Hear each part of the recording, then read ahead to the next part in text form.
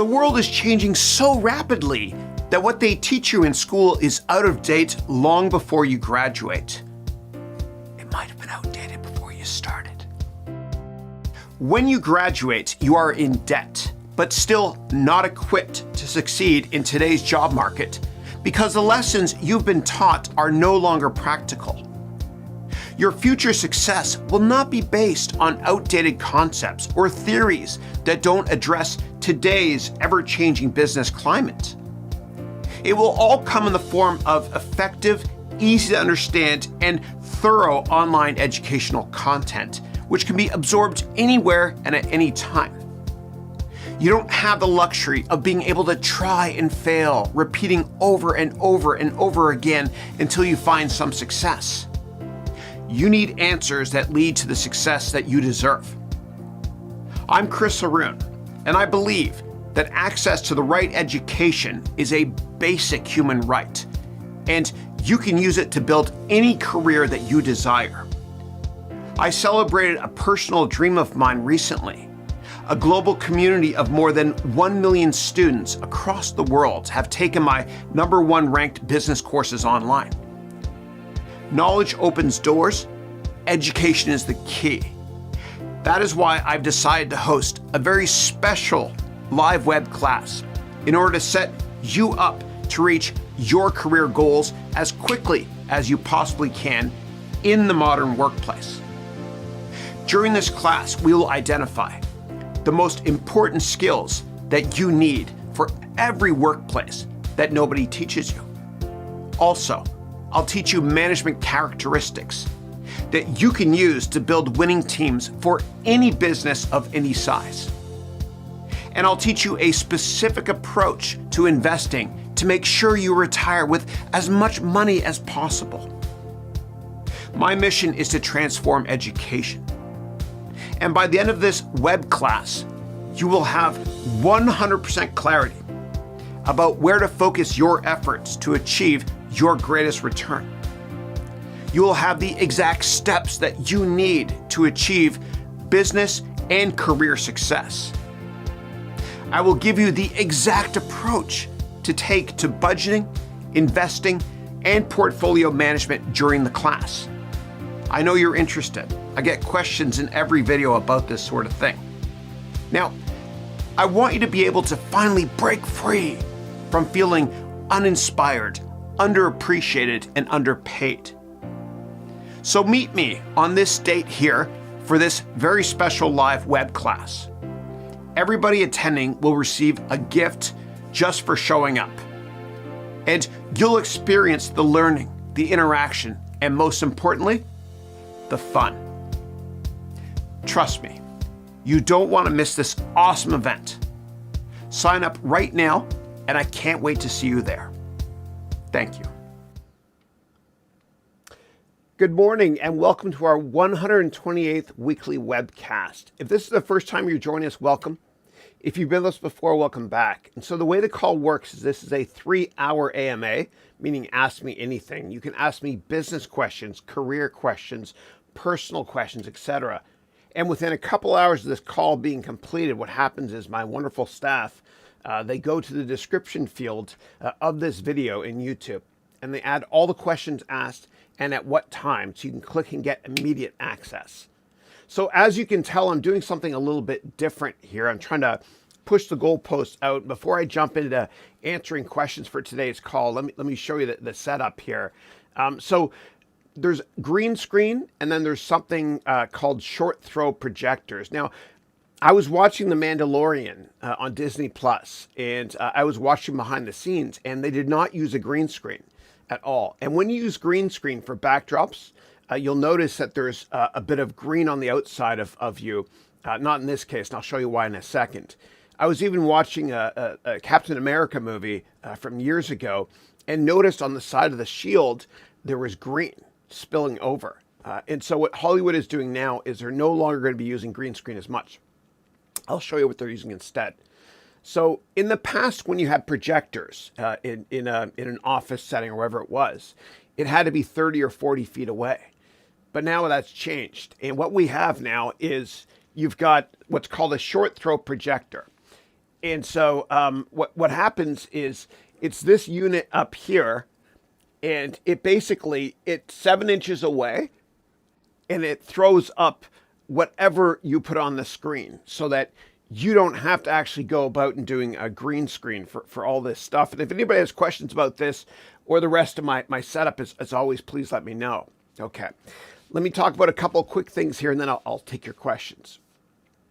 So I want to kick off today with talking about your passion. What is your passion? What was the reason that you were put on this earth? And my humble job is to help, if I possibly can, my students find their passion in work. Find out what the reason was that you were, again, put on this earth. What do you enjoy most in life? And I'll tell you how to figure that out as well in a second. Okay, but when you find your true passion in life, meaning the job that you were meant to do, it's like falling in love. It's like a brand new, wonderful feeling. It's like that feeling you get for when you hold your child for the first time. Now, of course, having a child is much more important and much, much better, and you feel much happier than getting a job. But you do feel that a little bit when you hold your child for the first time, that kind of feeling when you start a job that you're passionate about. And Confucius said, find a job that you're passionate about or that you enjoy, and you'll never work a day again in your life. And so my role is to help you search and find whatever it is your passion might be. I feel like I'm a waiter, and I want to expose you to every item on the menu. You can choose a couple items, but I want to expose you to everything. And the way to know that you found your passion is if you get up in the morning and you tell yourself, I'm not going to work. I'm doing what I'm incredibly passionate about. That is when you found out what you were meant to do in life. Also, think about it this way. Who's a rock star to you in business? Who's your John Lennon, your Bob Geldof, whoever it might be? Who is it? Who's your rock star? Who inspires you? And if you find out who that is in business and you want to be a voracious reader of their biographies, or better yet, autobiographies, if they exist, because they're giving you their blueprints to success and how they made it, so that you don't have to reinvent the wheel, so to speak. They found the path for you, which is a wonderful thing. Another thing you can do to try to find lightning in a bottle, so to speak, to find your passion, is to think of it this way. If you were given 2 weeks off and you can't travel and you can't go to school and you just have to stay home, what would you do with your time? That, my friend, is your passion. No matter what anybody tells you, that's your passion, your raison d'être, and you have to go after it like a pit bull on a pork chop. And I'm here to humbly help you try to capture lightning in a bottle, so to speak, so you can find out what you were meant to be doing on this earth. What are you most passionate about? What do you enjoy? What would you do for free?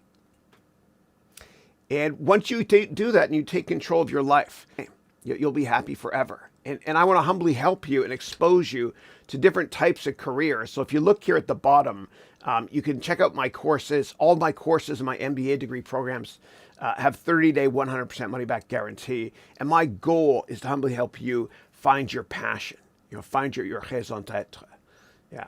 So I'd love to be a very, very small part of your success. Again, you can check out my courses here at learn.harounventures.com so I can humbly help you find your passion. Thank you. All right. Moving on now to another quick topic I want to talk about before I take your questions. Let me go back here. Here we go. A lot of people have done well in the stock market over the past year. The stock market has gone up quite a bit. But I want to urge all of you, please, to be careful and not be short-term focused.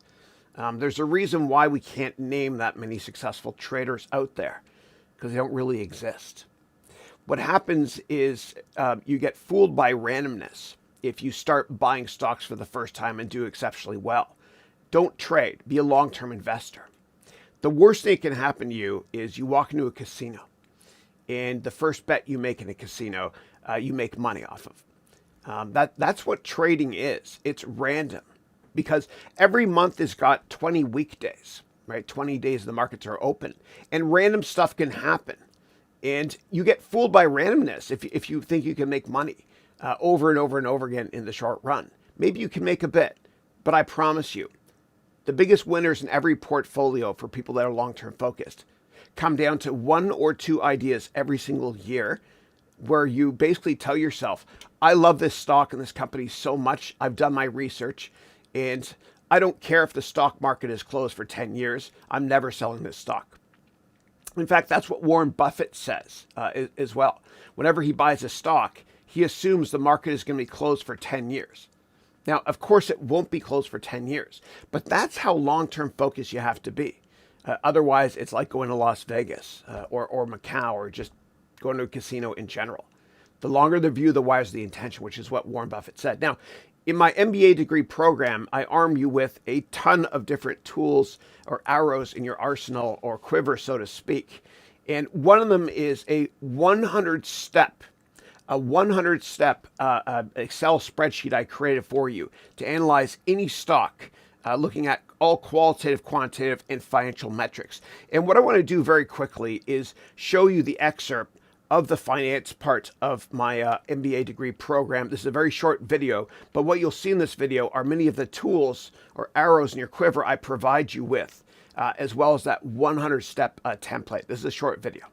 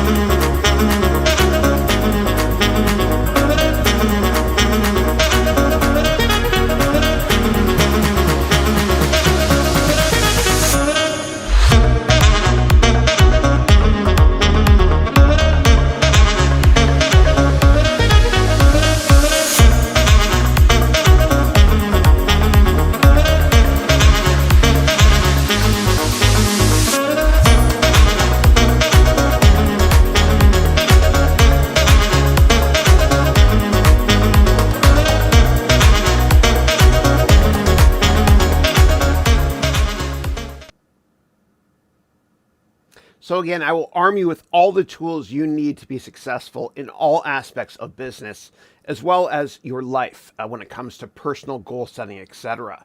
So that when you look at investing, using many of the frameworks that I've used when I worked at Goldman Sachs, when I worked in the hedge fund industry, when I worked in venture capital, etc., many of the tools I've learned through real life practical experience, I'll share with you so that you can take your career to the next level, so that you can think that winter is not coming, so to speak. Sorry, that's you know what show that's from, Game of Thrones, of course.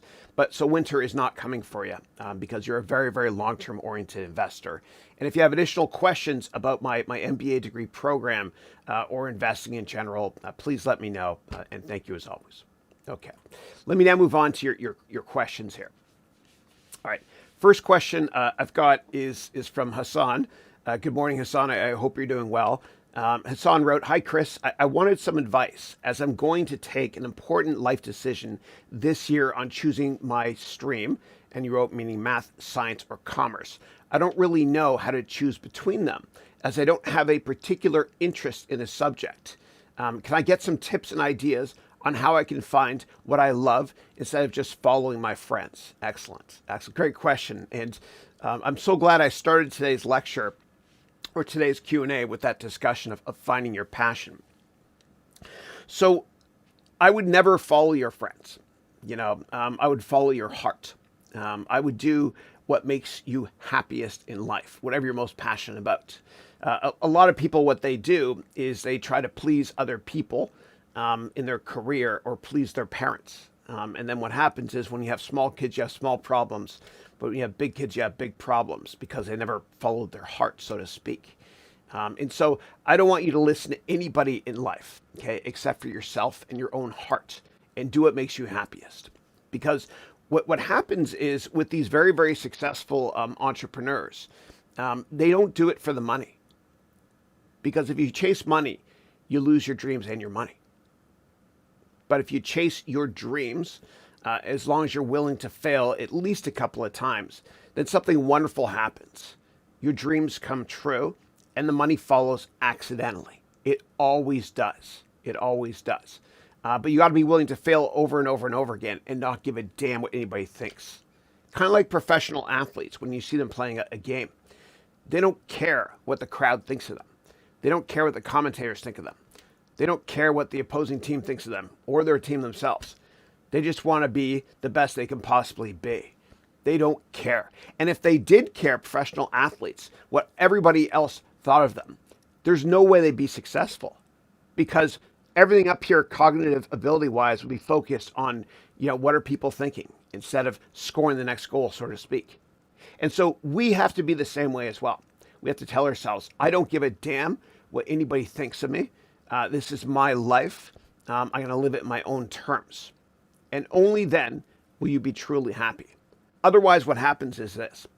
You wake up one day and you're really old and you get out of bed and you're like, oh man, it's hard to get out of bed because I'm going to go to work for this schmuck who's paying me this much money to make his or her dreams become a reality. Always follow your heart. Now, if you're not sure what you're most passionate about right now in life, what you can do is you can actually set up a lot of informational meetings with people in different sectors.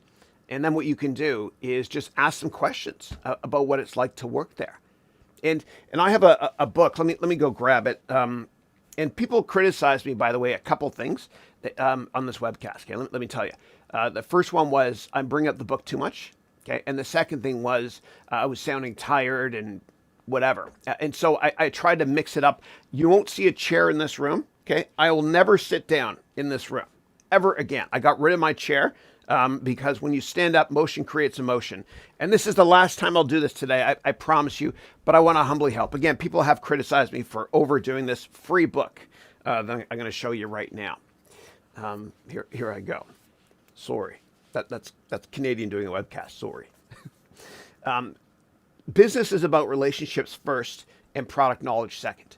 And so what I want you to do is go to my website, harounventures.com, and download this book. Okay, it's free. It's a couple hundred pages, and there's a couple hours of YouTube video as well, clickable through here. And it will teach you how to get these informational meetings.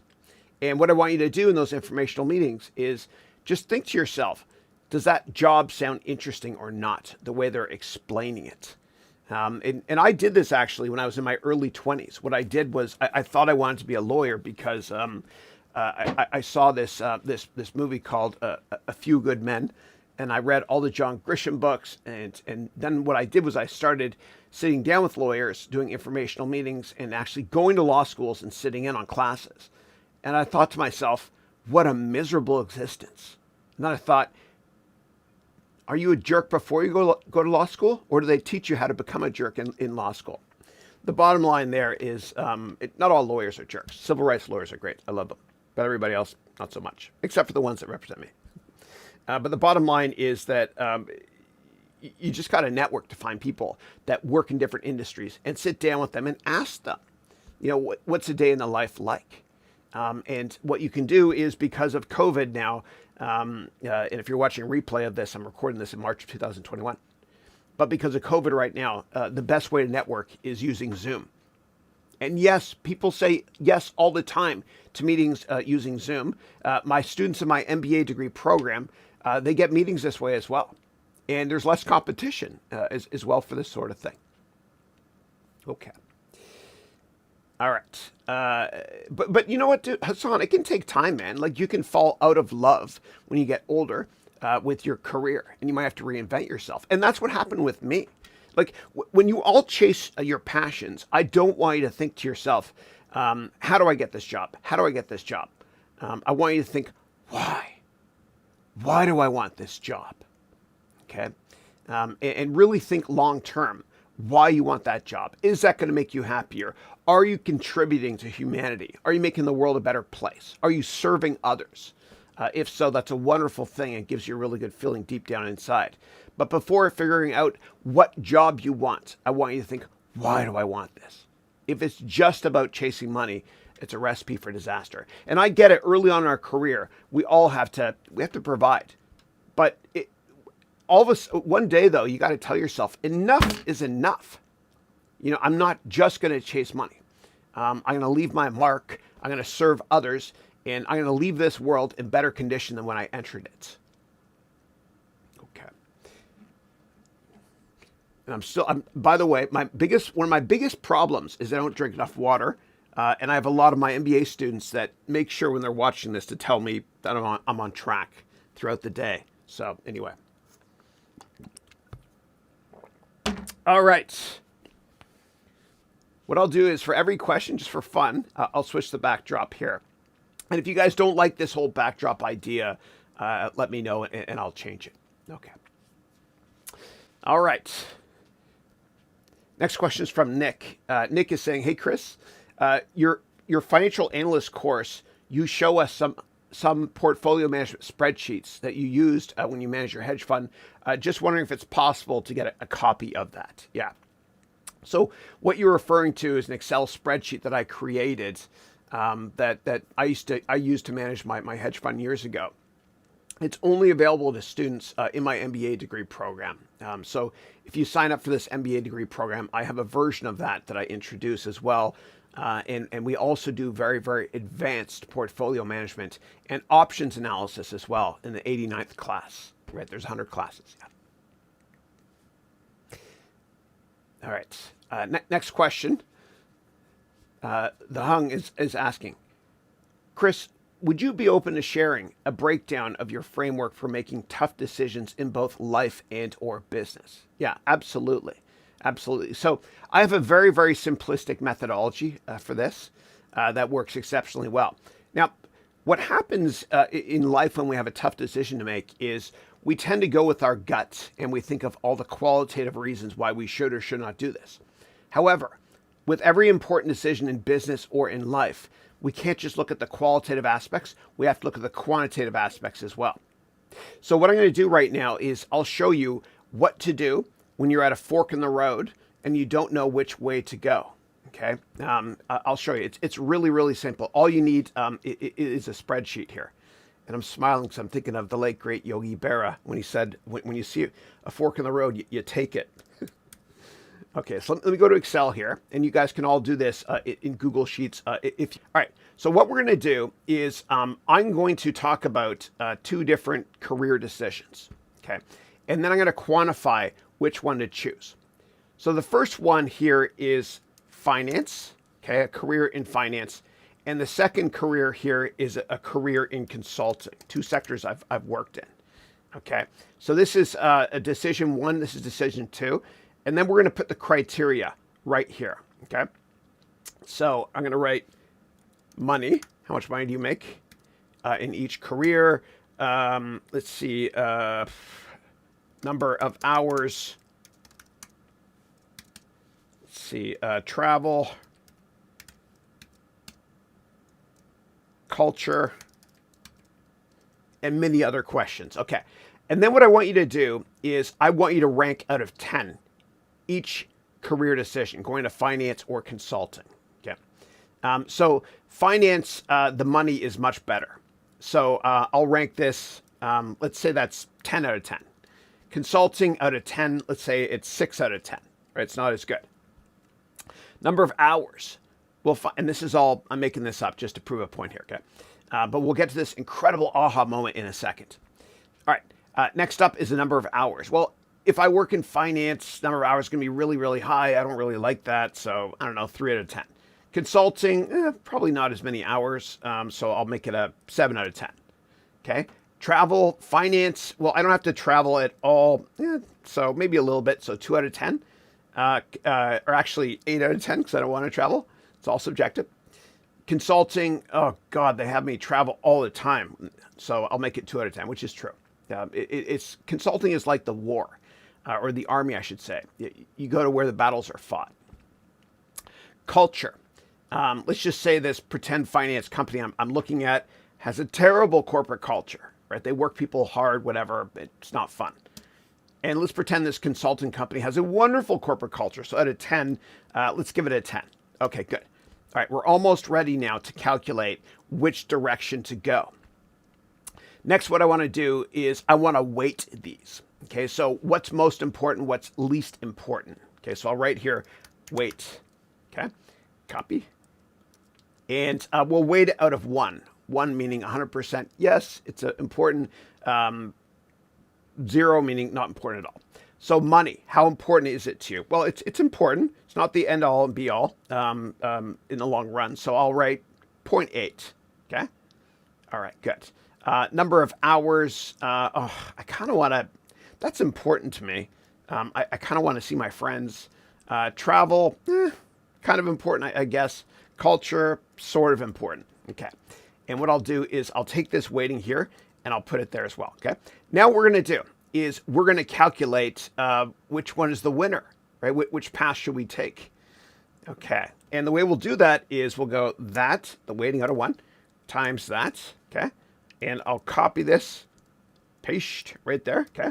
And I'll do the same thing here. I'll copy, paste. So for example, when it comes to consulting, travel 2 out of 10, a weighting of 0.5.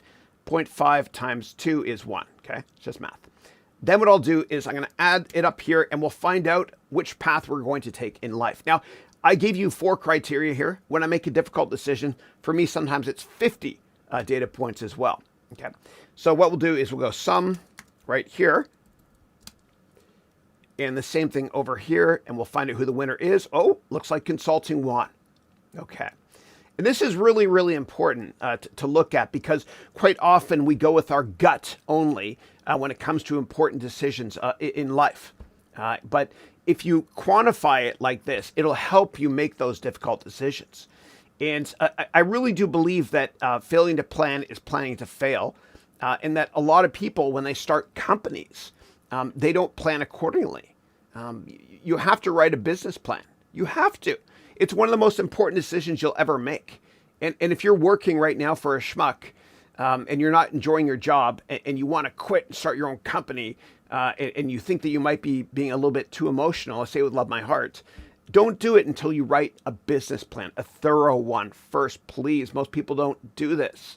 And I've got not only a business plan course that you can take by going here, 30-day, 100% money back guarantee, but in my MBA degree program, I have an enhanced version of this as you go through my Venture Capital Bootcamp in the 3rd of 4 semesters in my MBA program. And what I'll do is I'll show you just a very short clip, it's less than a minute, of what this Venture Capital Bootcamp looks like and what the entrepreneurship track looks like. There's 5 tracks in my MBA degree program. This is a short video here. Thanks.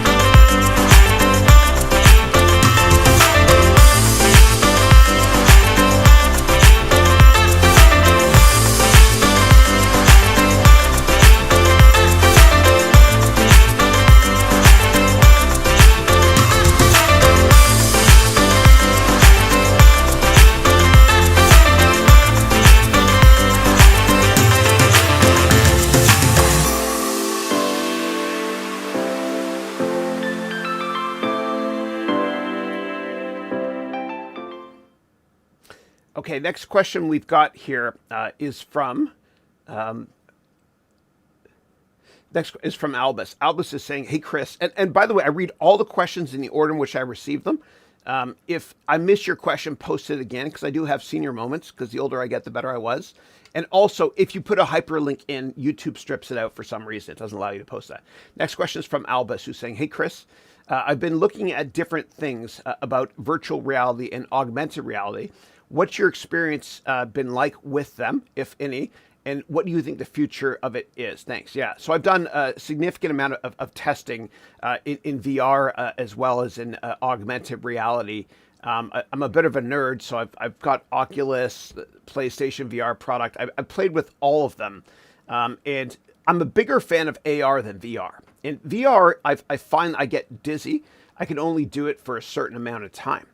And so probably the coolest and most affordable VR product I've seen is the one made for the PlayStation, right? The PS4 version, which I think works on PS5 as well. And what you can do, and what I love about that product, is you can go to YouTube on your PlayStation, and you can search for things that are interesting to you to do in VR. And so one of my kids loves the movie Titanic, and he loves roller coasters. So he did a search for a Titanic roller coaster, and he went on a Titanic roller coaster using VR, which is cool.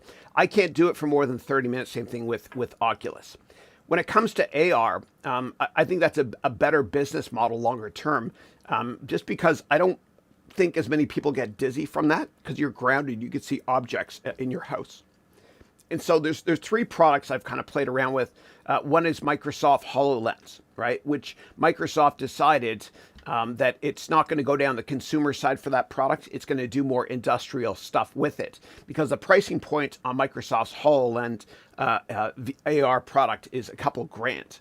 But it's great for surgeons or if you work in industrial operations, etc. Now, Google bought a company called Magic Leap, or they invested in a company called Magic Leap, which has outstanding AR capabilities as well. It's quite expensive to use that product at this point. But I really do believe that AR is the future. There's no consumer product that's good enough to buy right now. I've played around with, my kids have this Nintendo Labo cardboard product. It's kind of cool, and Nintendo's kind of taken that to the next level with that Mario driving car game, which I bought for Dylan, my son, for Christmas, which he uses to chase the cat around the house. Don't ask. But I really do think VR is the future, or AR is the future, because VR at this point, for me at least, I find I get a little bit dizzy with it. Yeah. Okay. But it's a platform that's going to matter. And the most important investments you can make are platforms. Always. And when I used to work in venture capital, I used to think of it that way. If you invest in a company that owns the road, you can charge the cars or the toll booths, so to speak. And so if you own an ecosystem in general, that's usually a winning investment if you can populate it with enough users as possible. If you think about it, the best investments in technology history, a lot of them are platform-based. Apple, it's a platform. iOS is a platform. Same thing with Android. YouTube is a platform. Google search is a platform. Google's going to be broken up very, very soon because they own the two biggest search companies in the world. The second biggest, of course, being YouTube. But if you own a platform, and then you can charge the cars. The trick is to get as many people as you can on that platform, which means you have to make a big component of your business model free, and then you have a freemium version as well to upsell and charge. Okay. All right. Next question, which means I'll change the backdrop here. Experimenting here. Hopefully this works out okay. Okay. All right. Next question is, since Goldman Sachs asked you, how much does a Boeing 747 weigh? May I also ask you, how much does a polar bear weigh? The answer is enough to break the ice. Yeah. And then you wrote hashtag dad joke. I love it. I love it. Thanks. Actually, I mentioned that in one of my lectures when I was being interviewed. Actually, it wasn't Goldman Sachs asked me that in an interview. It was a big hedge fund called Citadel. And the name of the guy that asked me that in the interview is a really smart guy that used to work at McKinsey named Peter LeBon.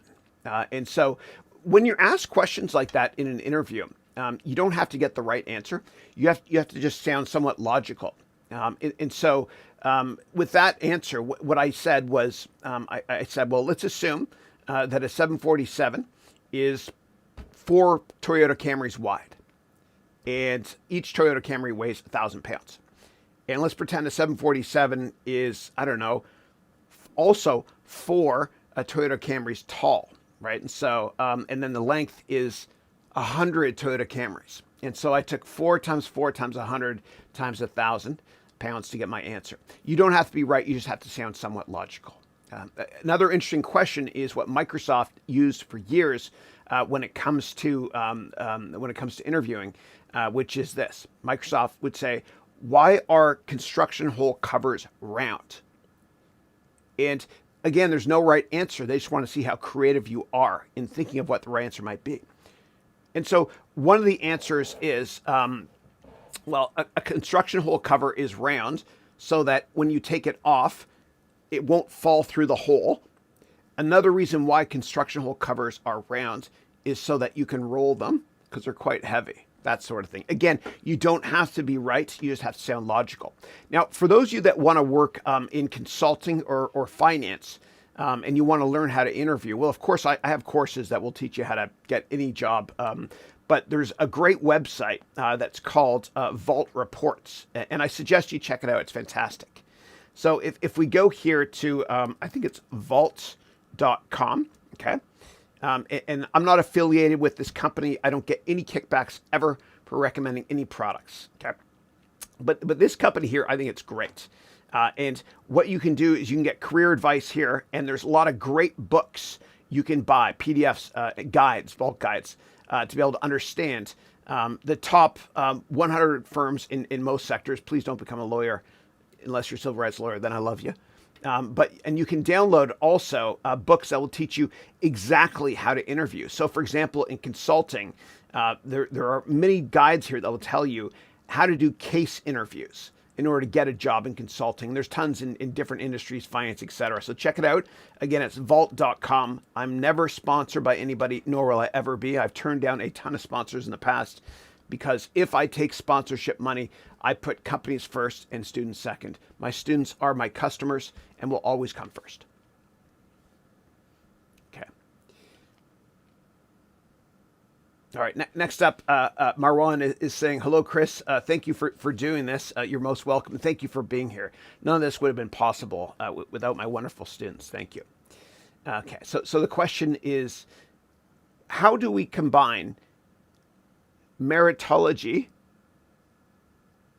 Okay, yeah, for me, that meritocracy. Yeah, meritocracy, meaning you eat what you kill, and teamwork. That's a great question. Okay, so the question is, how do we combine meritocracy with teamwork? And so meritocracy means you get compensated based on how much money you make a firm, which is the right way to be. So the right way to think about it and to motivate employees is Goldman Sachs' model, I humbly believe. I used to work there, and at Goldman, you do get compensated for how much money you make the firm. However, you also get compensated based on the reviews that everybody provides you on your team. And there's 360-degree reviews as well, meaning not only your boss and your peers, but the assistants as well will review you.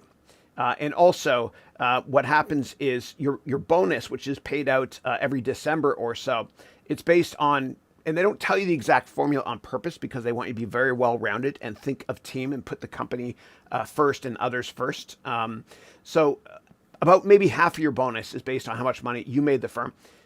Maybe 25% or so is how your department did.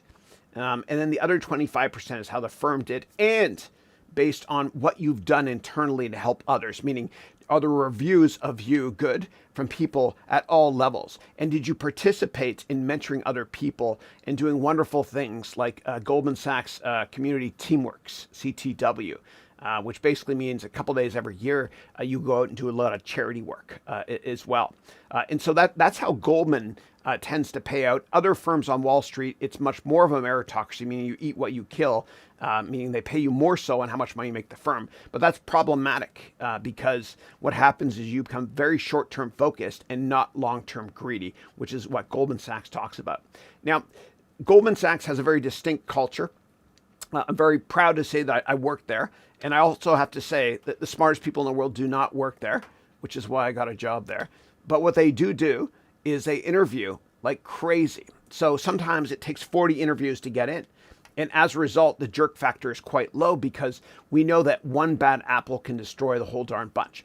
And if you're thinking about what kind of corporate culture to set up for your own company or your own department or a firm you might start, then I recommend you do a search on the Goldman Sachs 14 Principles, which is basically the basis of their corporate culture.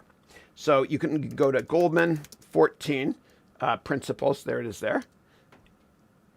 Yeah, it's fine. And then here, and before you interview there, you have to understand and be able to give an example of yourself using these 14 principles if you want to get a job there. But right here, you can see number 8 is we stress teamwork in everything we do. While individual creativity is always encouraged, we've found that team effort often produces the best results. We have no room for those who put their personal interests ahead of the interests of the firm and its clients. That's just one of the 14 principles. I think that every successful company should have 14 principles or at least 10 principles that kind of sets up the crux of their corporate culture. So again, do a search on Goldman Sachs 14 principles to see what kind of corporate culture to put to work in your company or your department in your company. Okay. Next question means different backdrop. And let me know if you guys like this new format or not. Let's see here. All right, here we go. Okay, next question is from Marwan, who's saying, I intend to participate with my school in the CFA Research Challenge. Do you have any advice on that? Yeah, so the CFA, for those who are not familiar with it, stands for Certified Financial Analyst Designation. I respect it much more than an MBA when it comes to finance. And there's 3 exams you have to write over 3 years for the CFA. Please don't buy the textbooks they tell you to buy. It's too much money. Just go to eBay, do a search on Schweizer, and pay $30 for a summary of all those textbooks. When it comes to the challenge, I don't really have any great advice there, but what I would say is I would find out why people won that challenge in the past and talk to them. Give them a call or network with them over LinkedIn and just ask them, how did you do it? That sort of thing. Yeah. Sorry, that wasn't the best answer. Okay, next up, Ashira is saying, hey, Chris, hey, hope you're doing well. During an interview or while at stage in front of judges, there's one question they ask you, and that is an abstract, ambiguous one. For example, what was your biggest failure and how did you overcome it? Or what is the one thing you're most grateful for, etc.? I can't do anything but feel stuck on a question like that. And you're asking, how should I answer a question like that when I'm stuck in front of judges? Yeah. So a couple things I want to talk about. So what teachers do is they repeat questions. Okay, so the question is yada, yada, whatever. And they do that, or at least I do that, to buy time and to be able to think about the answer. And what you can also do to buy yourself time is you can use what I refer to as crutch words, okay, like a crutch. And so certain crutch words you can use that will string together your logic on different data points are, moving on to, in terms of, next is, and the bottom line is. If you find yourself rambling, your crutch to go to right away is the bottom line is. And you can also memorize a number of quotes as well, and use those when you're answering a question to buy yourself time. So if somebody asks you a question about presenting, you can say, Maya Angelou once said, people might not remember what you said, but they'll never forget the way you made them feel. Okay, so you can use a crutch to start and finish an answer with. Now, when it comes to questions about failures, you got to be careful because that's a double-edged sword. Okay. And what I want you to do is I want you to set up what's called a straw dummy of an argument. So when you go into the cornfields or the wheat fields, there is a fake person that's a straw dummy. And that's the weak argument I want you to set up. And I want you to turn a weakness into a strength as follows.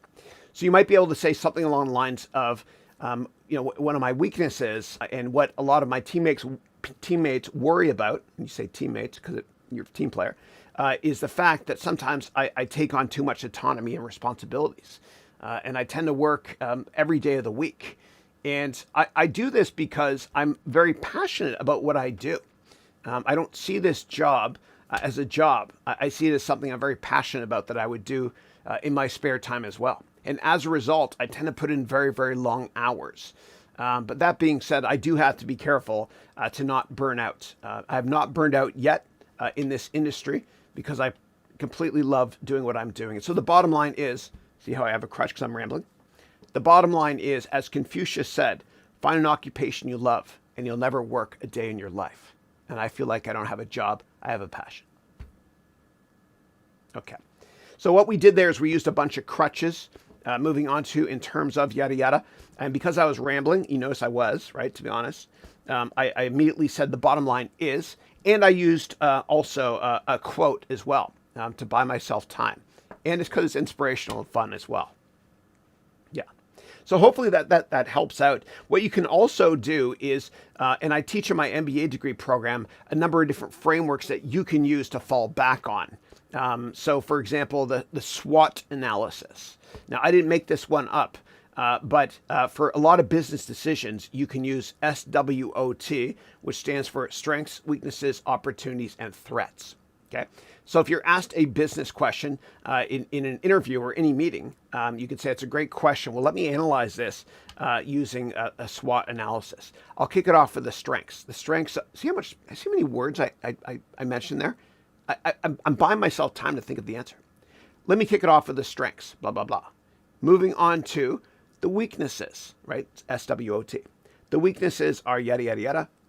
In terms of the opportunities, right? The opportunities are, and lastly, the threats. The biggest threat I can think of is yada, yada, yada. The bottom line is whatever it is. So think about crutches that way as well. It will help you out tremendously. And that's what I teach in my MBA degree program, as well as in my courses. Thank you. Okay.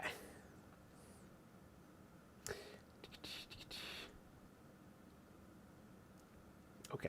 Next question is from Steve.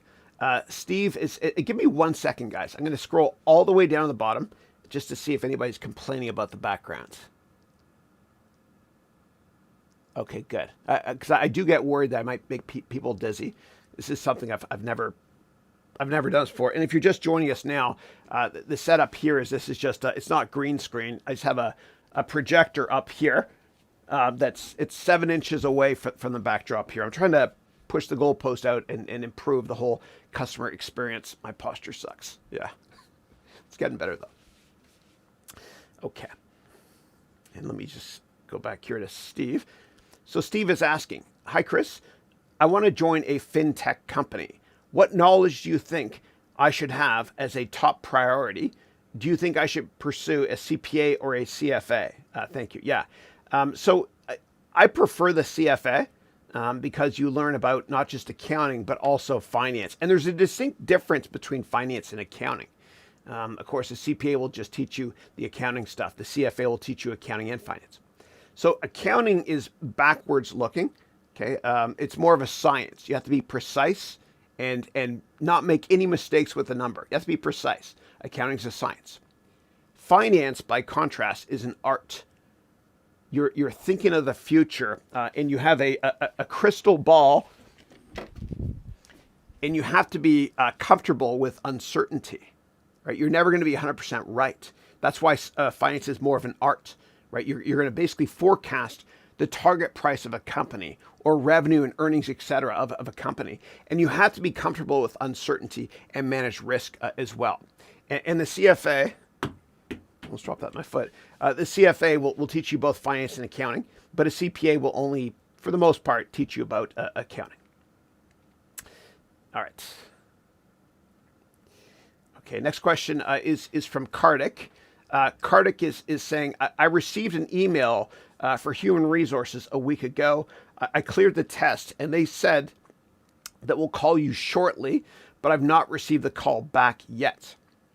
And the last date to apply was the 8th of March. Should I reply back? And what should I write in the email? Please guide me. Yeah, absolutely. Yeah. Thank you. So with all correspondences, you don't want to ever come across as somebody saying, hey, what's going on with my candidacy? Can you give me an update? Because it might come across as being a little bit too direct. And so what I prefer to do in general is whoever interviewed you, I want you to think about what you talked about in that interview. And just understand that in business, people are motivated by three things. They either want to make more money, they want to get promoted faster, or they want to kind of enjoy their work. Okay, so think about when you met with that person, how can you add value to their career in the three, one of the three, or two or three, or three of the three criteria there. And the way to do this is, and I teach about this in my MBA degree program and my courses on how to get jobs.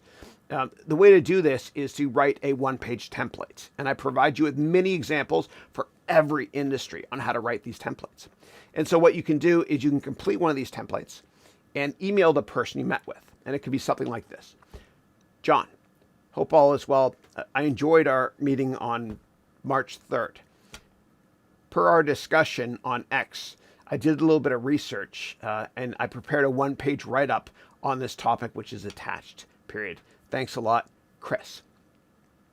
And when this person receives this, what they'll think is, oh yeah, that's right. This person interviewed at the company. I'm going to call HR and I'm going to ask HR to see what's going on with the candidacy.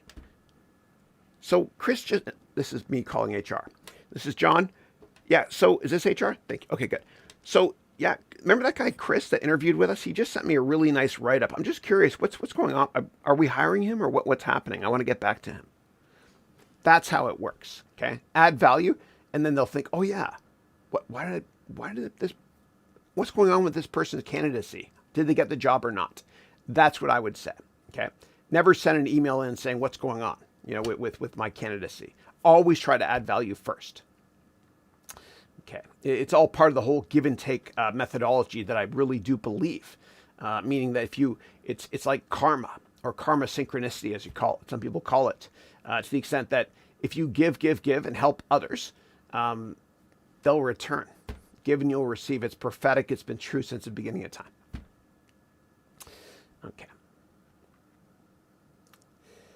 Okay, next question is from Shock Rollo. Hey. How fast can you type on a keyboard, your typing speed in words per minute? Can you touch type, meaning typing without looking at the keyboard? And how important is touch typing? Yeah, I'm not the fastest typer, but what I do, I still have to look down. But the letter J on all keyboards. This is my keyboard, and when I do Zoom meetings, I always have this in the back. But the letter J has got a little divot on it, so to speak, or a bump. And so I keep my finger there, which helps. And by the way, all phones, right, all old school phones with real buttons, the number 5 has got a dot on it as well for the people that can't see. But I have to look down. I'm not that fast. I'm probably not the best person to talk about with that. Sorry. Yeah. Because I think typing is a thing in the past. Like I use SIRI a lot when I'm typing anyway. Yeah. Okay. All right. Next question is from Vendel. Vendel is saying, hey, Chris, how important is a CFA to get a job at a hedge fund? It's not the be all and end all at all. I respect it more than an MBA, that's for sure, because a CFA deals with, of course, finance, which is the crux of all hedge fund jobs.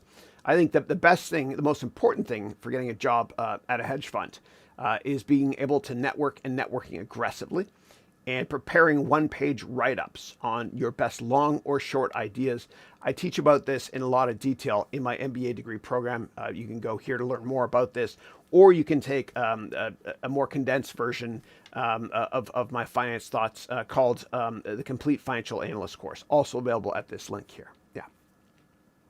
But if you make enough one-page write-ups and send it to people that work at hedge funds, and you add enough value, and you're a pit bull and a pork chop, meaning you don't give up, you're resilient, then what will happen is you will eventually get a job from them or in another hedge fund. It's inevitable. It's inevitable. Most people give up after 1 or 2 write-ups. Yeah. All right. Next question. Tammy, who I think is one of my MBA students. Tammy, I hope you're doing well. Tammy is saying, hey, Chris, good morning. Wishing you a good day. Likewise, wishing you a gooder day. Yeah, as my kids say. Do you have any recommendations on where to look for ballpark number of PE multiples or price to revenue for a certain company or industry? Yeah, great question. So for those who are not familiar with those two metrics, 2 ways to value companies are price to earnings and price to revenue. We use price to revenue if a company is not profitable. And what that means is this, PE and P to R. Always think of the denominator. On every fraction you guys see for the rest of your lives, always think of the denominator as being the number 1. So with PE, 1 for earnings. And PE means for every $1 in earnings, how many times that $1 are people willing to pay? The same thing with price to revenue. For every $1 in revenue or sales and revenue is the same thing. For every $1 in revenue, how many times that $1 are investors willing to pay? And it all depends on the sector, and it all depends on the earnings growth rate if you look at P to E, if they're profitable at all. And the best way to value companies is to always build your own financial model, which I teach in my MBA degree program and my other courses that you can access at this link here. I always want you to value companies based on your earnings estimates in 5 or 10 years. I want you to build your own financial model. I don't want you to rely on anybody to tell you what stocks to buy, myself included. I want you to always do your own work because nobody is smarter than you. I believe so much in that nobody is smarter than you that I licensed a Steve Jobs video from the Silicon Valley Historical Association on that, which is how I end every one of my webcasts with that video. Okay. All right, next question is, do you think renewable energy is a growing sector? Yeah, I do, but what concerns me, and I'm a big fan of the environment. I have solar on my roof. I deeply do care about green energy. But one of the issues with renewable energy is that it can be somewhat CapEx intensive, and there's a lot of government subsidies. And sometimes if there's a lot of government subsidies, innovation does not occur. Right, like Elon Musk is he's an exception. The guy's amazing. He's amazing.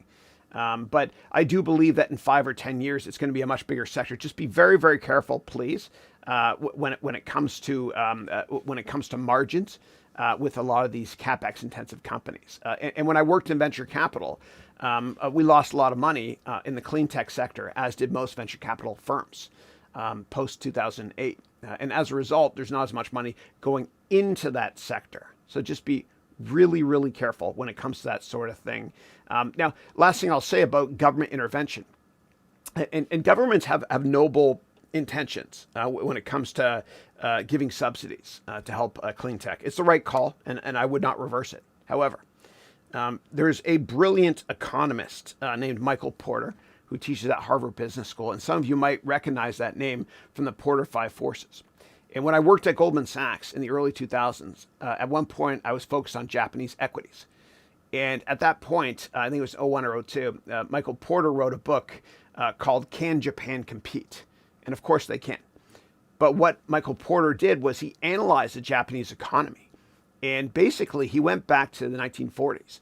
And after the 1940s, obviously the Japanese economy was in shambles given the war.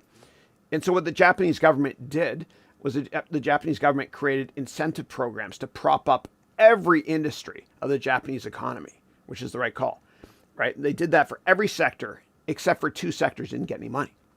And those 2 sectors are autos and consumer electronics. And there's many Japanese companies that are incredibly successful, more so than other industries, when it comes to autos and consumer electronics. The bottom line is there was more of a Darwinistic mentality there, survival of the fittest. I believe that if there's too many handouts, a company might not be as incredibly successful in the long run because they're not scrappy. I believe in survival of the fittest. Kind of like when it comes to a family-run business, the first generation makes the money, the second spends it, and the third has none. Okay. Next question is, let me change the background. See how this is working. I'll watch the replay of this later to see if this works out. There we go. Trees. Why not?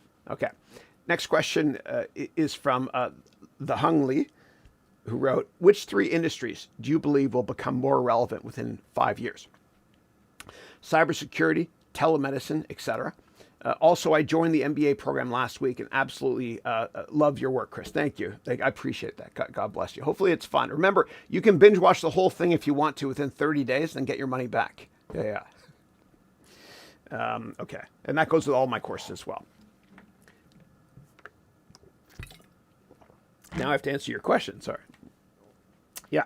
So whenever I look at investing in a company or a sector, I always ask myself one question before doing research, which is this. In 5 years, will this company or sector be more relevant than it is today? And that will stop you from getting seduced and buying value traps like Research in Motion or Yahoo. So that's what I would always ask myself. So I do think that cybersecurity and telemedicine are still secular growth companies. Absolutely, absolutely. And cybersecurity has been for decades now, decades. It's somewhat saturated though.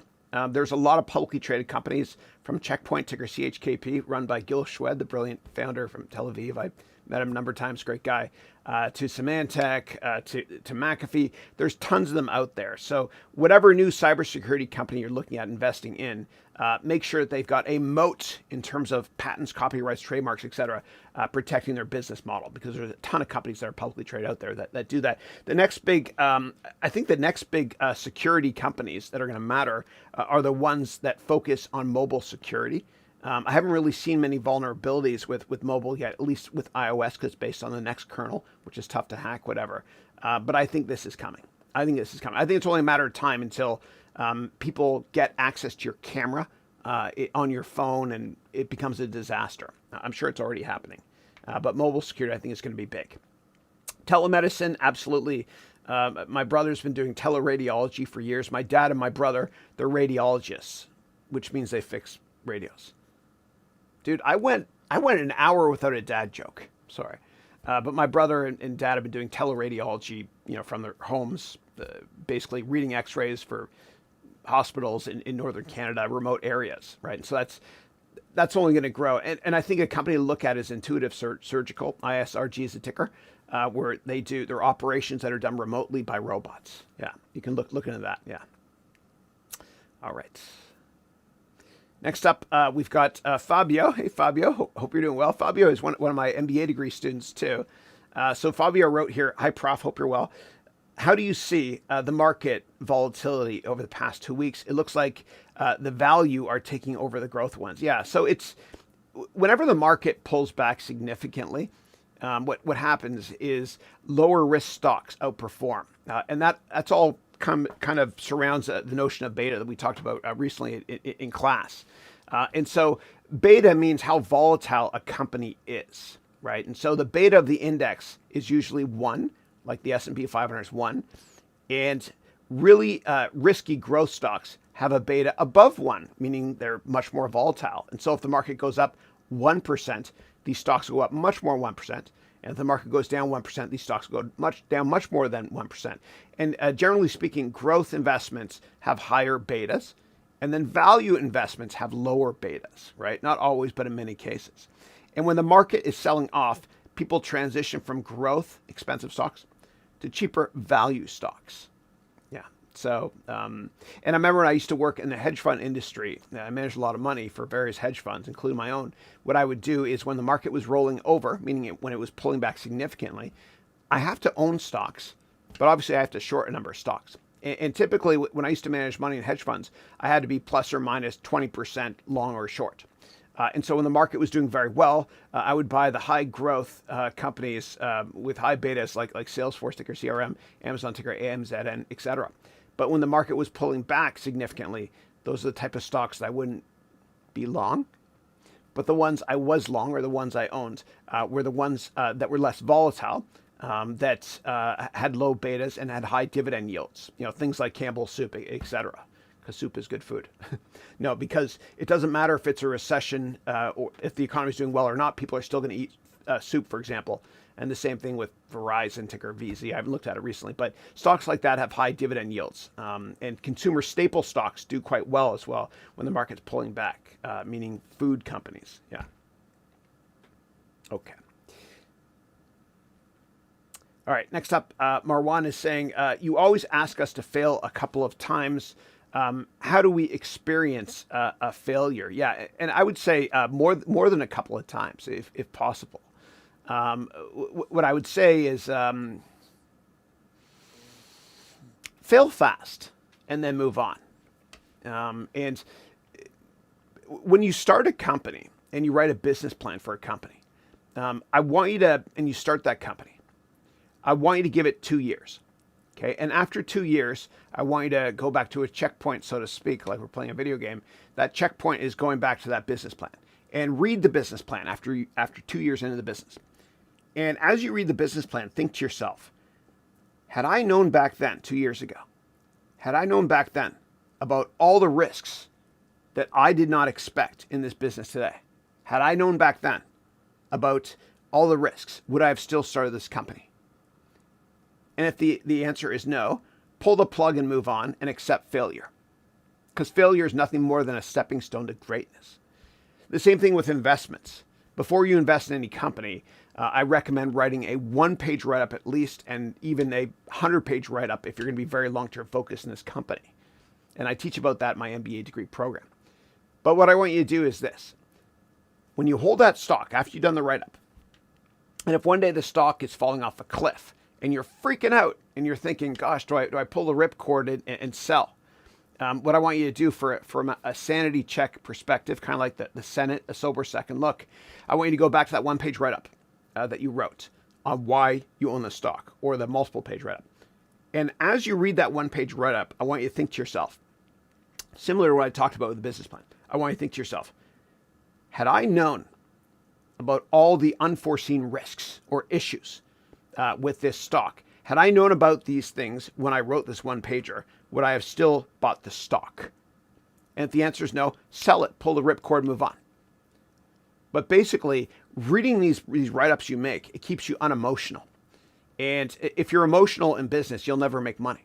You know, you gotta be greedy when others are fearful, and fearful when others are greedy, to quote Warren Buffett.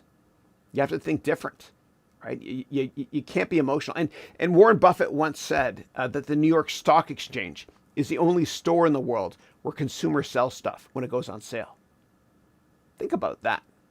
Selling something that you love because it's cheaper doesn't make any sense. The bottom line is you have to do these in-depth write-ups and not rely on me or anybody else to ever tell you what stocks or investments to make. Okay. All right. All right. And failure is not shameful, guys, at all. At all. It's a badge of honor. And you'll never make it big in life unless you fail many times. Yeah.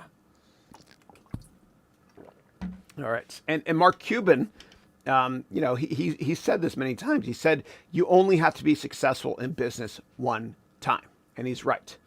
And you just got to tell yourself, I don't give a damn what anybody thinks of me. I'm going to fail. I'm going to fail fast many times because I only have to be right in business one time. Yeah. Okay. And as Michael Jordan said, I failed over and over again in my career, and that's why I succeed. Yeah. All right. Next up, Gohar is saying, Sir, Chris, please, tell me something about industrial engineering career. Yeah. So I was a software engineer years ago when I worked at Accenture. What I would probably do is I would network with people on LinkedIn that have similar profiles or backgrounds to you, and maybe they went to the same school, etc. Network with them and get an informational meeting with them and ask them what it's like a day in the life of an industrial engineer. Yeah. And make sure that you get butterflies in your stomach, like you get excited when they talk about their career, so that if you go down that path of being an industrial engineer, it's something you're passionate about. Yeah. It can't feel like work. Okay. All right, next. Peyton, how are you, man? Peyton is one of my amazing MBA degree students. And Peyton actually, so he lives in San Diego, and he's in the Navy right now, and he makes these great YouTube videos. He's just getting started with his YouTube career, but I think he's going to be a giant. And he's a good dude as well. Yeah. So Peyton wrote here, thanks for being awesome as always. God bless you. Thank you. If anyone needs convincing to take the plunge to the MBA, let me know. Thank you, Peyton. I appreciate that. And what I do with the MBA program is I help you to also find your passion. You know, what's your raison d'être? You know, what do you love in business? And I expose you to many different careers in business as well, so that eventually you fall in love with a certain career or a certain career within business. And so I feel like I'm a waiter, hopefully with okay food, and I expose you to all different aspects of business and careers. And you can choose one or two careers to try out, for example. So you can have that great feeling of falling in love again with what you do. Yeah, very important. So I help you focus on what career is right for you. I help you with long-term planning when it comes to my MBA product. And you can go here to learn more about it, so you can find lightning in a bottle, so to speak. Yeah. So it's tough. It's tough finding something you love doing, but I'll do whatever I can to help you find your passion or your money back. Yeah. All right. So you can take control of your career. Oh my God, I'm overdoing these graphics today. I get it. There we go. I'll stop on that one because that's dope. Yeah. Okay. All right. And I'll switch camera angles for when I read this next question. Okay. And I got to go, dude, that is just such a dope graphic on the back there. Let me go back there again. Oh, I just love that. It's cool, huh? It's neat. Yeah. Okay. Next question is Tammy, who's saying, how dynamic the background? Which one do you prefer, setting up a background using a green screen or this projector? I absolutely love this much, much better. And the reason is because, and I'll show you here. When you use a green screen, what happens is if you go like this with your hands, you can actually see little bits of green, right? So when I used to use green screens, I'd always pretend I was a Muppet, right? So I can use my hands here, but when it gets out here, I have to like mittens, like in Canada with the strings attached during the winter. Remember that? No? Yeah. But this is better this way because you don't see the green in between the fingers. Also, around your head, you don't see a silhouette of green either.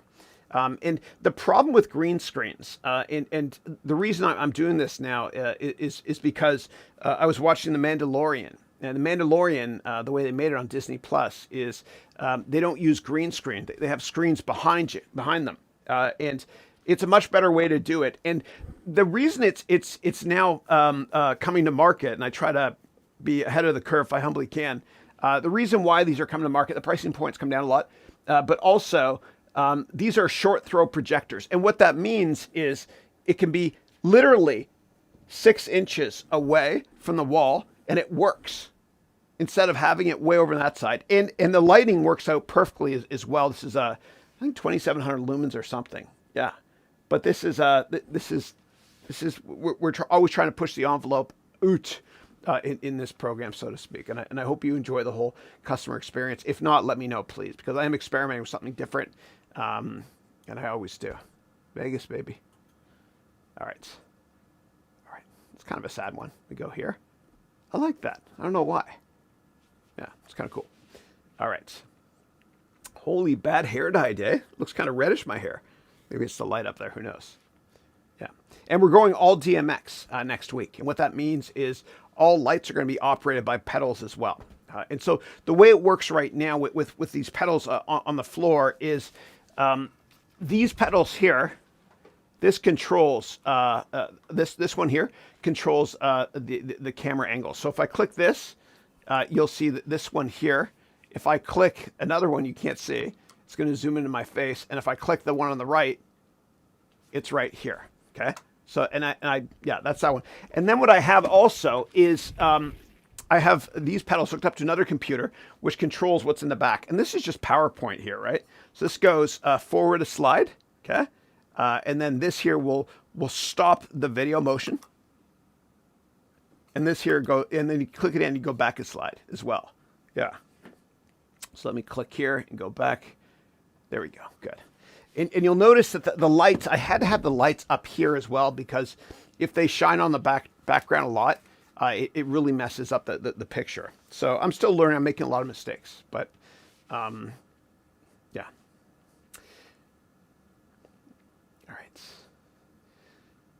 All right. Next up, we've got D'Angelo, who's asking. Pardon me. He's saying, "I love the projector setup. Thank you. Can you set a solid color briefly so I can see how that looks? It might be great for acting self tapes." Sure. Yeah. I guess let me show you guys everything. Okay, so the way it works is, let me get the right keyboard as well. So I'm going to turn off the PowerPoint presentation up above. Okay, so here it is here. And so all I do is I put in videos, and then I right click on the video here, or I actually go up here to playback, and I loop it up here. It's hard to see, so I'll go back here so it focuses a bit better, I think. Yeah, so I loop it, and then here I select play automatically from that drop down there. Okay. All right. Yeah, it's just a PowerPoint presentation. But let me get a certain color for you. So what I'll do is this. I'll just do a screen print of black, or actually I'll get a little color here. That color there, that's a solid color. Good. Great. All right. And then what I'll do is just for you, I will insert that as well. Give me one second. I'm having problems with this here. Right here.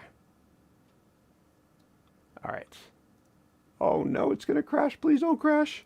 And I'll go over to my Finder, and I will grab that image for you, desktop.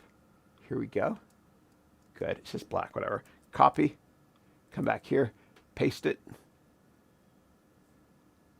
It's tiny, but I'll make this massive so you can see what a solid color works like. Or I could have just turned off the damn projector.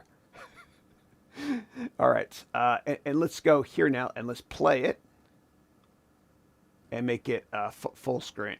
Yeah, so that's what it looks like there. Yeah. So anyway, but now that I did that, it messed things up, man, because I've got that little square there. All right. So what I'll do is I am going to quit PowerPoint, and while I quit PowerPoint, I'm going to answer the next question. And while I do that, I'll go here on the side. All right, my bad. Quit PowerPoint. See that image there, man? That is a problem with Mac. So I'm just going to restart this Mac here, and then I will. Yeah, all right. As I restart, what I'll do is I will show you. I'll go on to the next question. Okay. The blue screen of death used to happen to Bill Gates always when he'd give a presentation on new technologies. There we go. We'll go black background for now. How's that? Okay.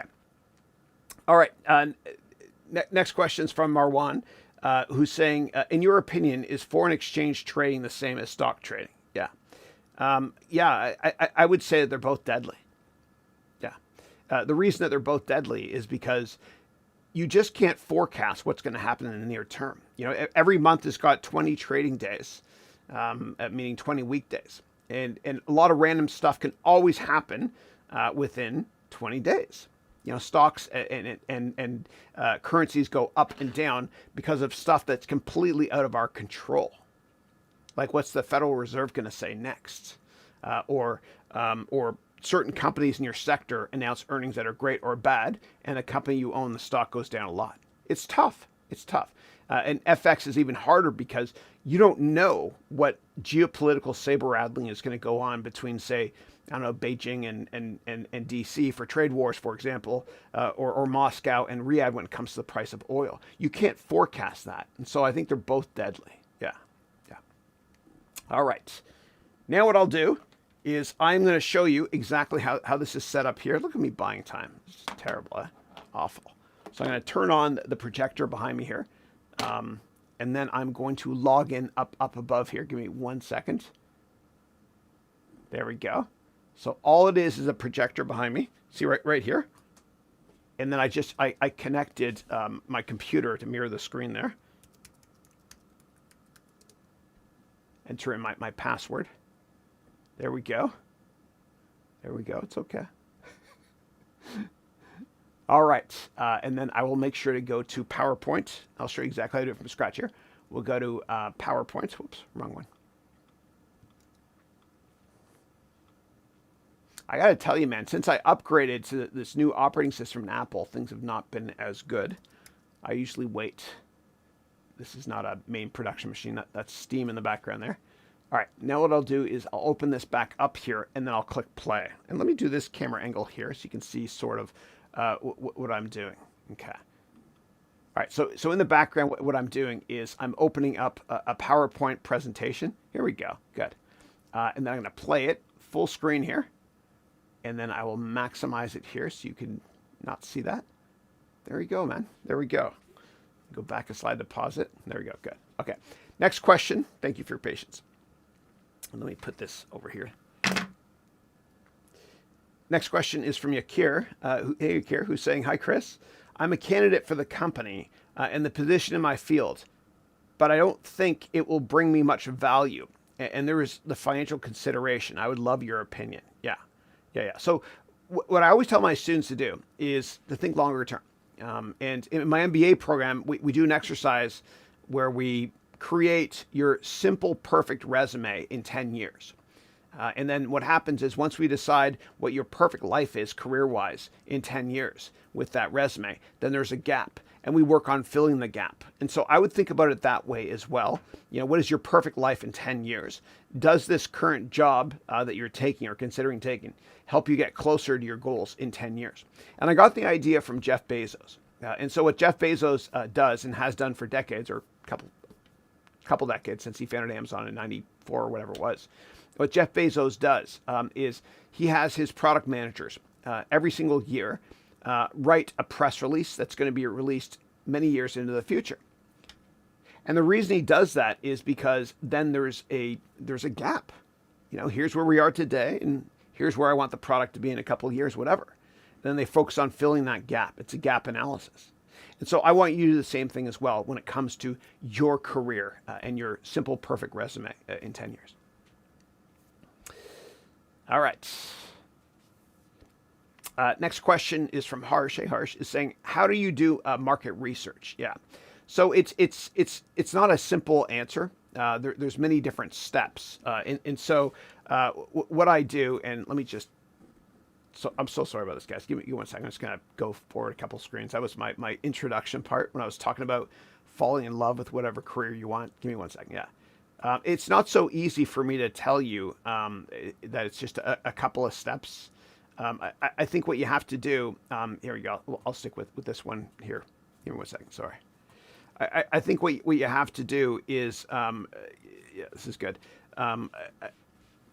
Like if you take my MBA degree program, I have 100 steps on how to research any company, right? And so it's not just, I can't just tell it to you in a nutshell. There's so many different steps. You have to look at valuation fundamentals, management team, many, many other things. Yeah. Okay. And Harsh is saying, do I need to be a genius to be successful? No, I don't think so. I think that very successful people in business are incredibly unemotional. And I think that's more important than being a genius. Because genius fails all the time. If you don't believe me, there's a great book called When Genius Failed. And it was in the early 2000s or the late 90s. The smartest people on the planet in finance, including Myron Scholes, the dude that created Black-Scholes, or one of the two guys that created Black-Scholes, himself and many other people got together and they started long-term capital management, which was a massive, massive fixed income, meaning bond trading, fixed income hedge fund. The smartest people in the world. And it was a spectacular failure. It was a disaster. Again, you can read the book When Genius Failed to learn more about this. And it almost destroyed the U.S. economy as well. Yeah. So I think if I had a choice to hire somebody that's a genius or somebody that's a hard worker with average intelligence, I would take the average intelligence hard worker any day. And there's a great book you should also read from Malcolm Gladwell called David and Goliath. It's not religious. But what Malcolm Gladwell talks about in that book is how very successful people, quite often, they think there's something wrong with them, and they want to prove the world wrong, right? When I met with Doug Leone, who is a partner at Sequoia, a great venture capital firm out here, he told me in so many words, I'm going to butcher this, that he likes to invest in people for startups that maybe have a chip on their shoulder. He didn't say it that way, but there's something, they want to prove the world wrong. And maybe it's because of something that happened to them when they grew up. So, and they don't always know what it is. We don't. But, if people are told when they're younger there's something wrong with you, then sometimes they have to work harder to prove themselves. Like for me, for example, humbly, I was told I have a learning disability, or they thought I had one. And they want to fail me in the 6th grade and the 8th grade as well. And they sent me to this learning center in Oakville, Ontario, on Lakeshore Road called Chisholm to see if there was actually an issue. And so I had a chip on my shoulder. I did. I just wasn't passionate about what I was doing, though. And that happens to a lot of people that are somewhat successful in business. That maybe they're told they're dyslexic or something about them, like Steven Spielberg or John Chambers, who's chairman emeritus of Cisco, ticker CSCO. He was CEO for 17 years. Or Pablo Picasso or Elon Musk or whoever it might be. They felt that there's something different about them. When they were younger, they were told that whatever, they're maybe not good enough. And so they worked harder. And those are the best people to invest in, because what happens is these people are not the ones that will start a company for, I don't know, a small amount of money and sell it for $1 million. It's not about money. It's about putting your dent in the universe, so to speak, and being very, very long-term focused as well. Yeah. So I don't think that geniuses rule the world. I don't think that geniuses rule business. I really think that people that are told there's something wrong with them, or they don't think they're good enough from a young age, are the ones that do exceptionally well. Yeah.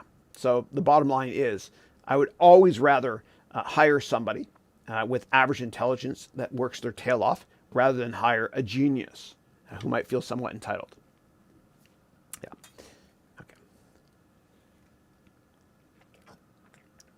Okay. All right. And then Harsh is saying, I think that I'm not a genius. People say I am dumb and abnormal. And then you wrote here, I failed in my school. I got kicked out 3 times. Yeah. I'm so sorry that you're that you're going through that. I've been there, man. I've been there, and I remember when I somehow got a job at Goldman Sachs. Right, I was so shocked I got hired. I thought they made a mistake. And I remember I went through the training program. I was in my 20s, and there's a training program in New York, Tokyo, London. It was great. It was a couple of months, and I remember thinking to myself, if I say something, people will know I'm dumb. Right, but if I don't say anything, people might just think I'm dumb. And at that point, I had that wonderful song from Nirvana, from the album In Utero, called "I'm Dumb," playing through my head. Terrible, I know. Awful. But that's what I thought of myself. And then what I found out was that nobody is smarter than you. And just because somebody speaks gooder than us, or has many generations of family members that went to Oxford or Cambridge, it's all rigged. I don't believe in nepotism. You realize when you peel back a couple layers of the onion, so to speak, that these people are no smarter than you. And I believe that so strongly that I licensed a Steve Jobs video, which I end every webcast with, called Smarter Than You. And I licensed it from the Silicon Valley Historical Association. Yeah. No one's smarter than you, dude. Whether or not you think you can do it, you're right. Yeah. And don't let any teacher that's talked down to you in the past destroy your confidence. Okay?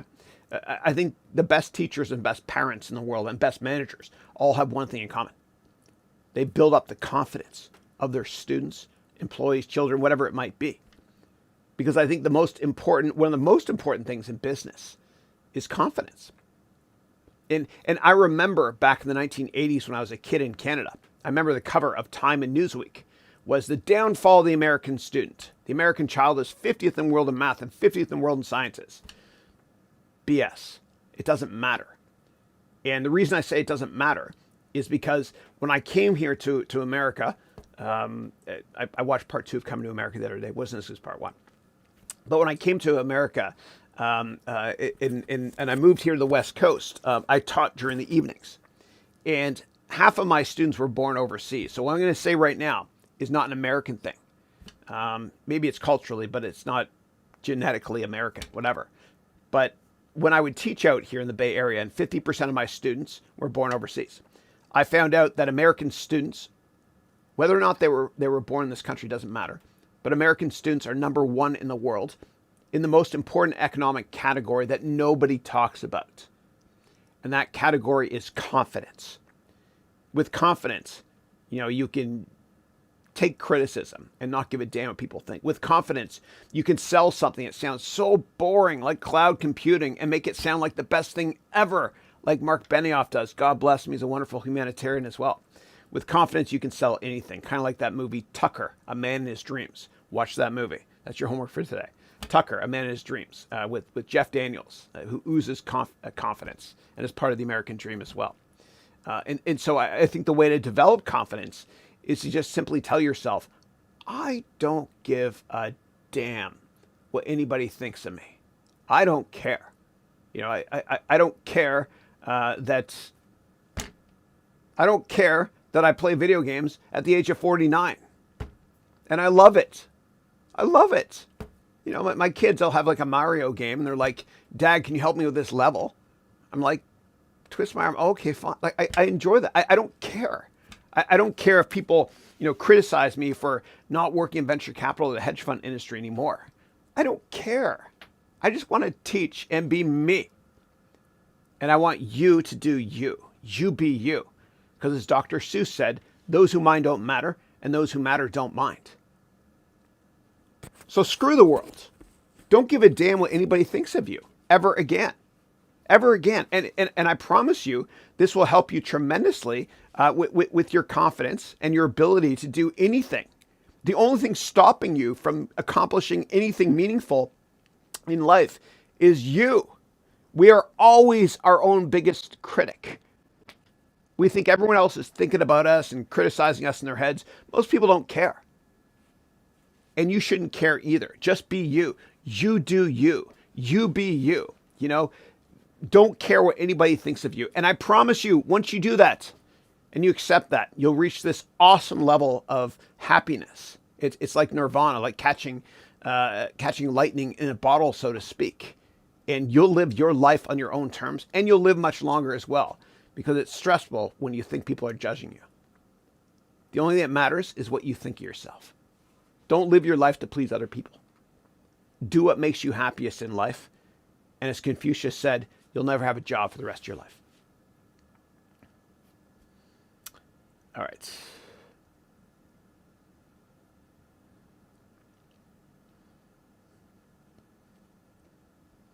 And then Harsh is saying, I came last in class. How can I be successful? Yeah.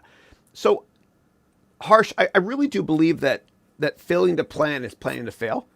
And then if you plan each day the night before, that you'll accomplish much more, because if you want to get something done, give it to a busy person.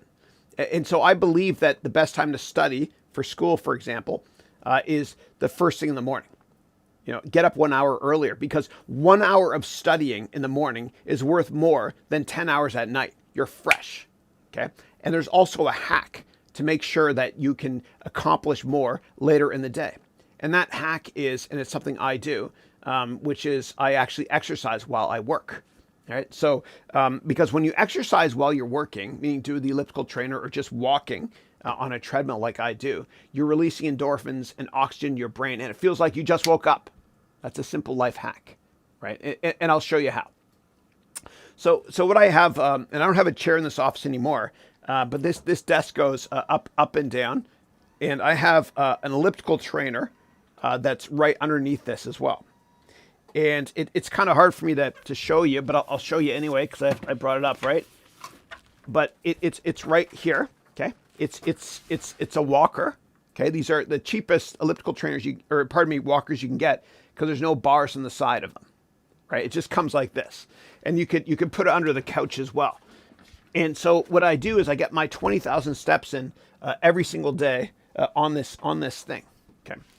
And so let me turn it on here. Really cheap remote, and I'll start here. And I do all my meetings this way too. Like when I do meetings with my students, I do 20-minute meetings, and I bring this down to time the meetings. But this is how I exercise. And there's more than that too. Like I do light weights, whatever as well. But this is it, right? Trying to work on my posture. But this is what I do. This is how I get my exercise. And I whistle while I work.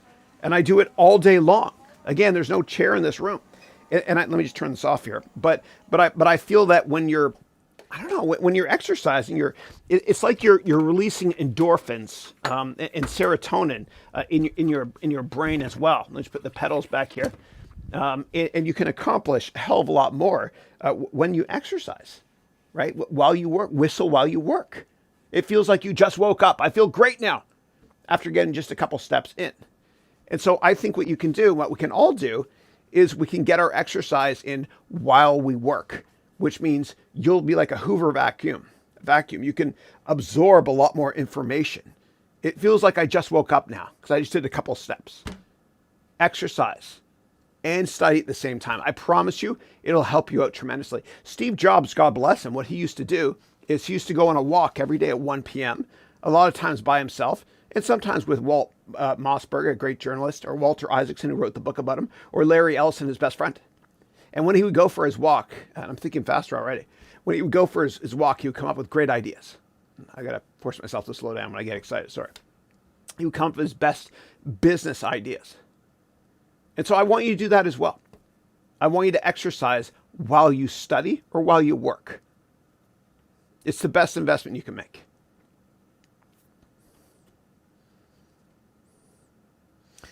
And then Harsh wrote here, and this is my favorite thing that's been mentioned all day by anybody.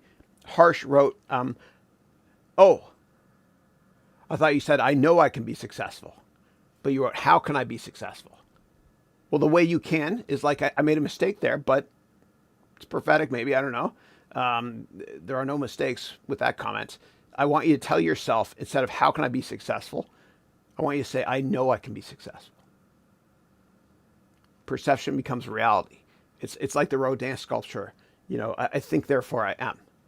The way to become successful is think of yourself as already been successful. And every time you fail, it's just a little, it's a stepping stone to greatness. That's all it is. All right. Next up, Yakir from Israel is saying, thank you for everything, Chris. You're most welcome. You're most welcome. And one of my students, actually, Yakir, in my MBA degree program, he is a massive fan of the rock band Kiss. And he wears a Kiss shirt all the time.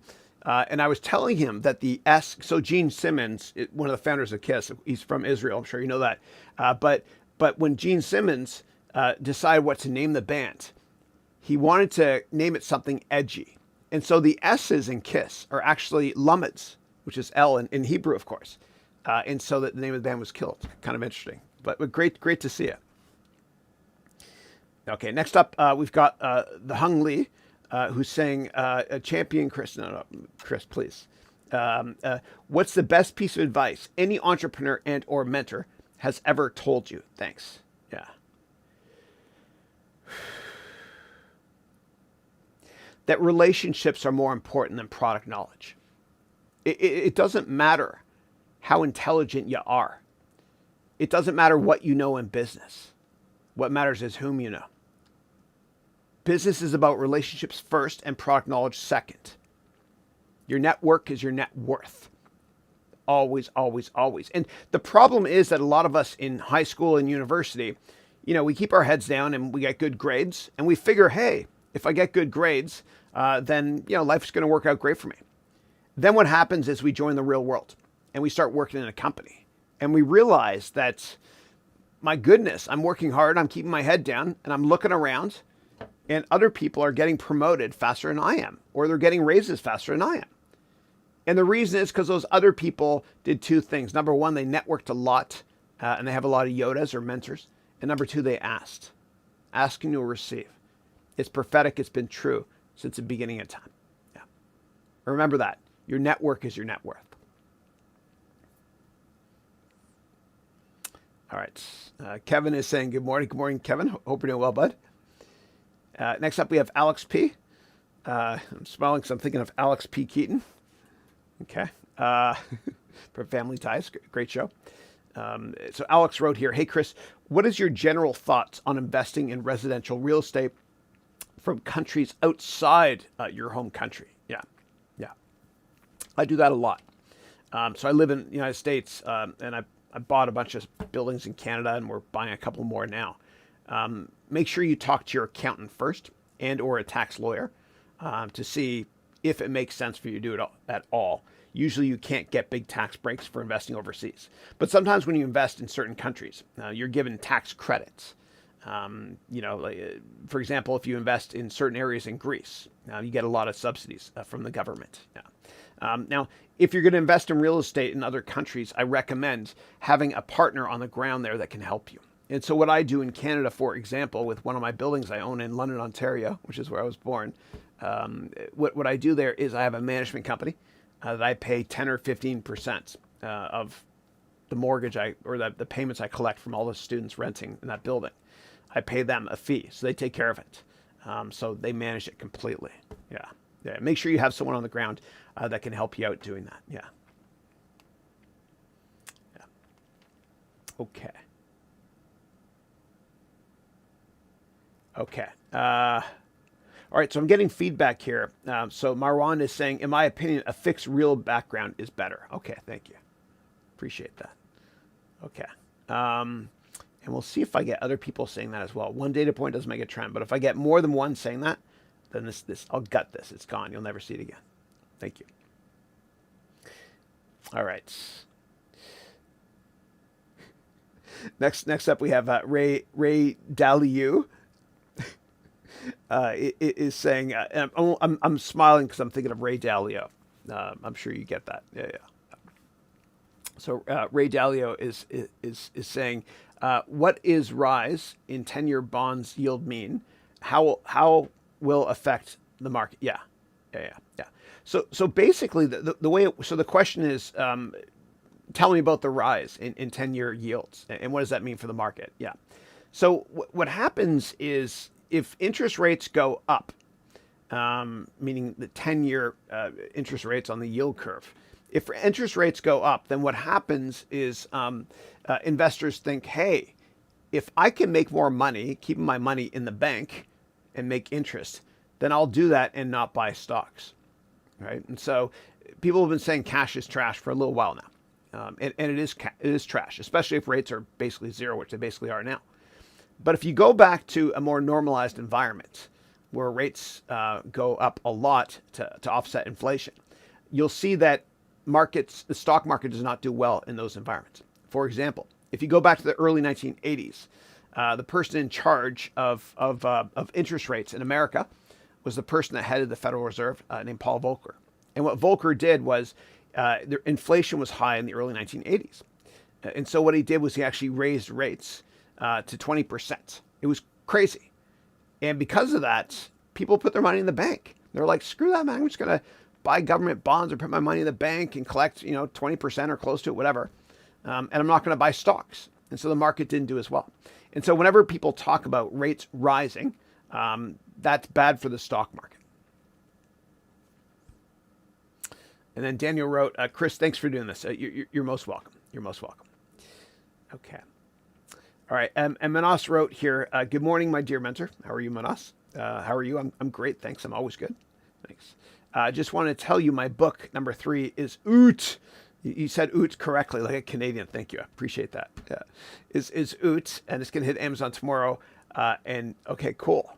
Awesome. Nicely done. Yeah, you said you do it and you did it as well. I love it. And for those of you that want to realize a goal in life, you got to do a couple things. You got to set that goal and you got to set a deadline date and you have to tell others about it. And that's why most people give up on their New Year's resolutions by the 3rd week of January. They don't set a deadline date. Yeah. Well done on us. Okay. Next up, Ronan. Hey, Ronan is saying, good to see you. Hope you're doing well. And I think you're from Ireland, I think. Yeah. Excellent.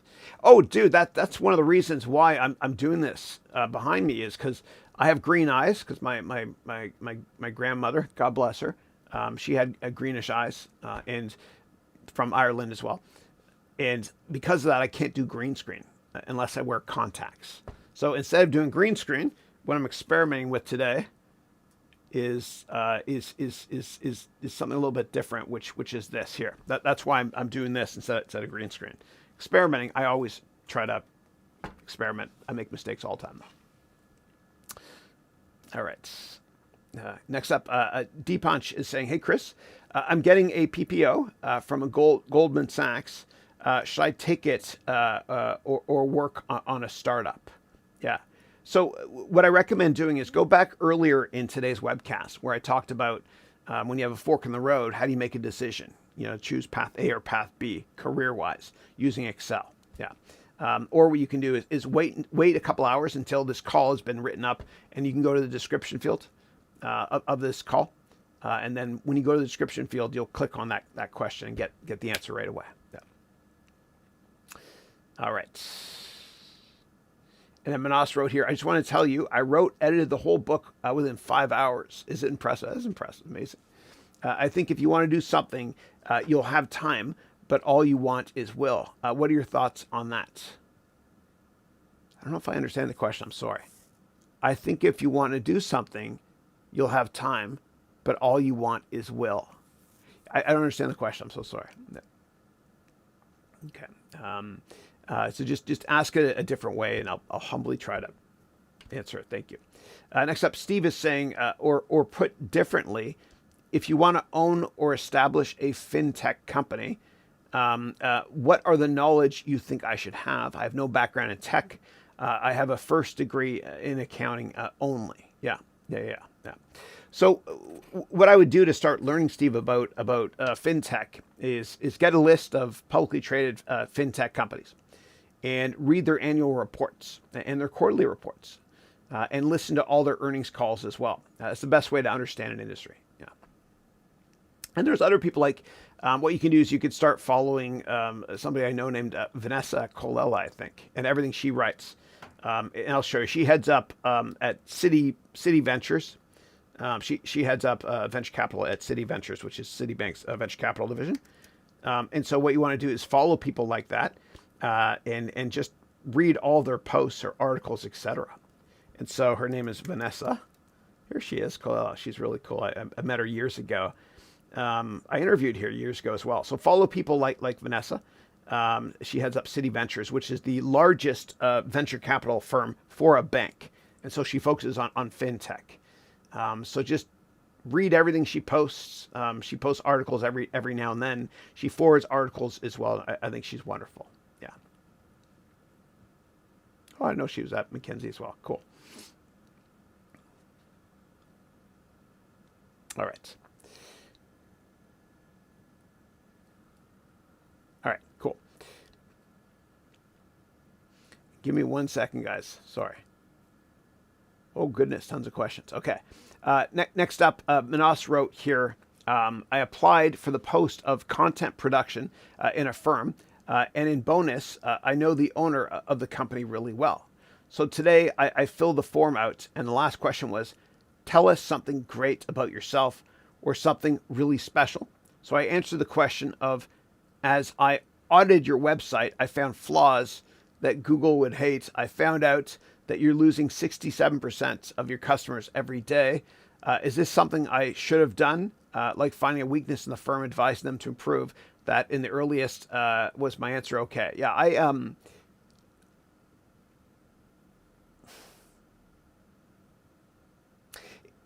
I wouldn't have done that. That's okay though. It's okay. It's okay. It's just yeah. And when I ask questions in interviews too, I don't ask really, really tough ones unless it's a very senior executive. Yeah. That's just me.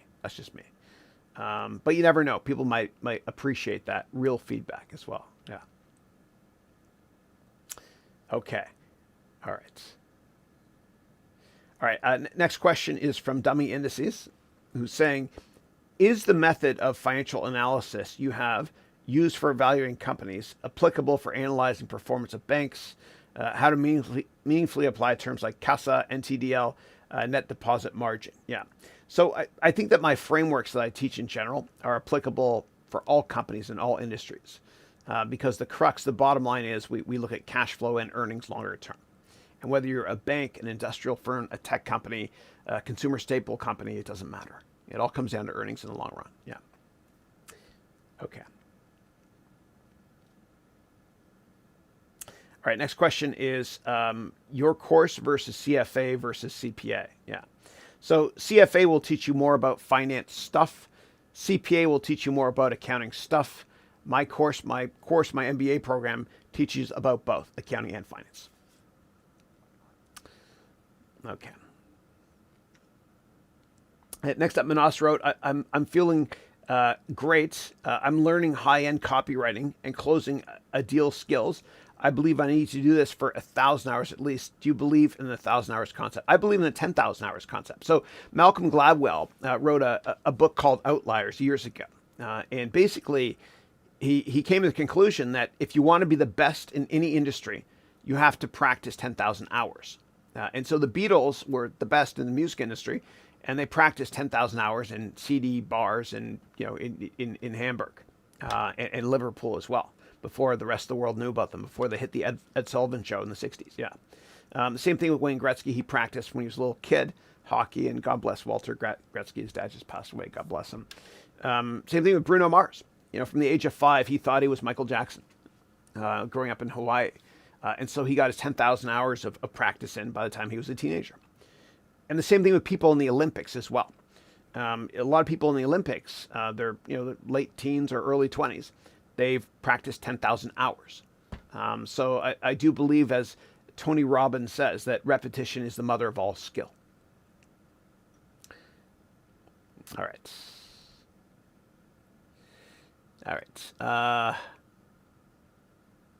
All right, next up, Kartik wrote, "Hey Chris, I do not have an interview. I had a written test instead. How do you reply to a written test online? I did not have an interview till now." Yeah. I don't know how to answer that question. I'm sorry. Yeah. Let's think about this. Okay, so your interview was you had to write an essay. I don't know how to answer that. I'm sorry. Yeah. That's a first. Yeah. Usually I talk too much. Yeah. Oh, Mina is here. Mina is saying, "Hello, Chris. Hi, everyone. Hope everyone is well." Mina is one of my wonderful MBA students. She's from Greece originally. She lives in Cyprus. She works at Ryanair, a great discount carrier based out of Ireland. And she's also a rock star video game programmer. She's awesome. She's great. Yeah.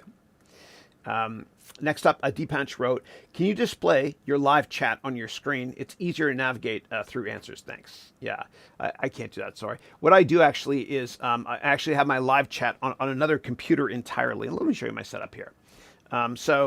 This is how I manage Wirecast. And I teach you how to use Wirecast and free products like this, like OBS, Streamlabs in my MBA program. And I have other computers that I use to manage other things. I'll show you. So the way I have it set up here is this monitor here, this tall one here. What I do is I look at questions here, and I make the font size big enough so I can monitor it. Then down here on this other monitor down here, what I do is I monitor the webcast. So you can see here, there's a little bit of a delay. You can see me pointing there now. I monitor it there. And then what I also have is I have another computer up top. You can see I just moved the mouse there. And that computer up top is how I actually manage the screen behind me. So there's a lot that goes in this. Sometimes I use 4 computers as well for more complex webcasts. I'm hitting a pedal now connected to a USB port, which changes the slides there. And I'm going to hit another pedal, which is going to bring it back to this current angle of me looking at you. Here's looking at you, kid. Sounds like an old movie. Yeah. And another pedal goes, whoa, way in, a little bit too far in. Focus, okay, good, yeah. So that's how I set it up, and so that's why I don't have it on the screen. Yeah, but I do it landscape mode or portrait mode, so I can get more details there. Let me just turn this around here. Okay, and that's my setup.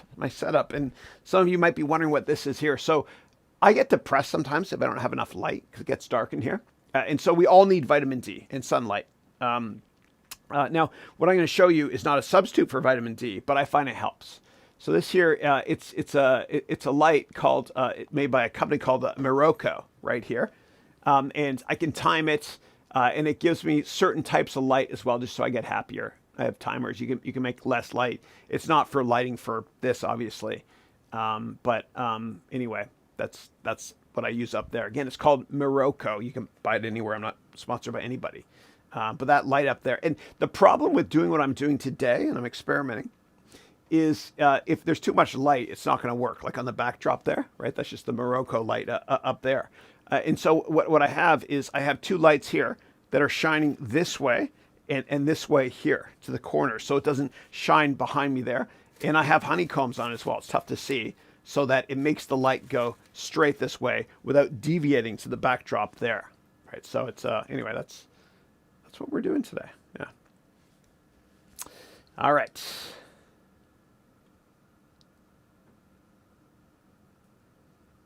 All right.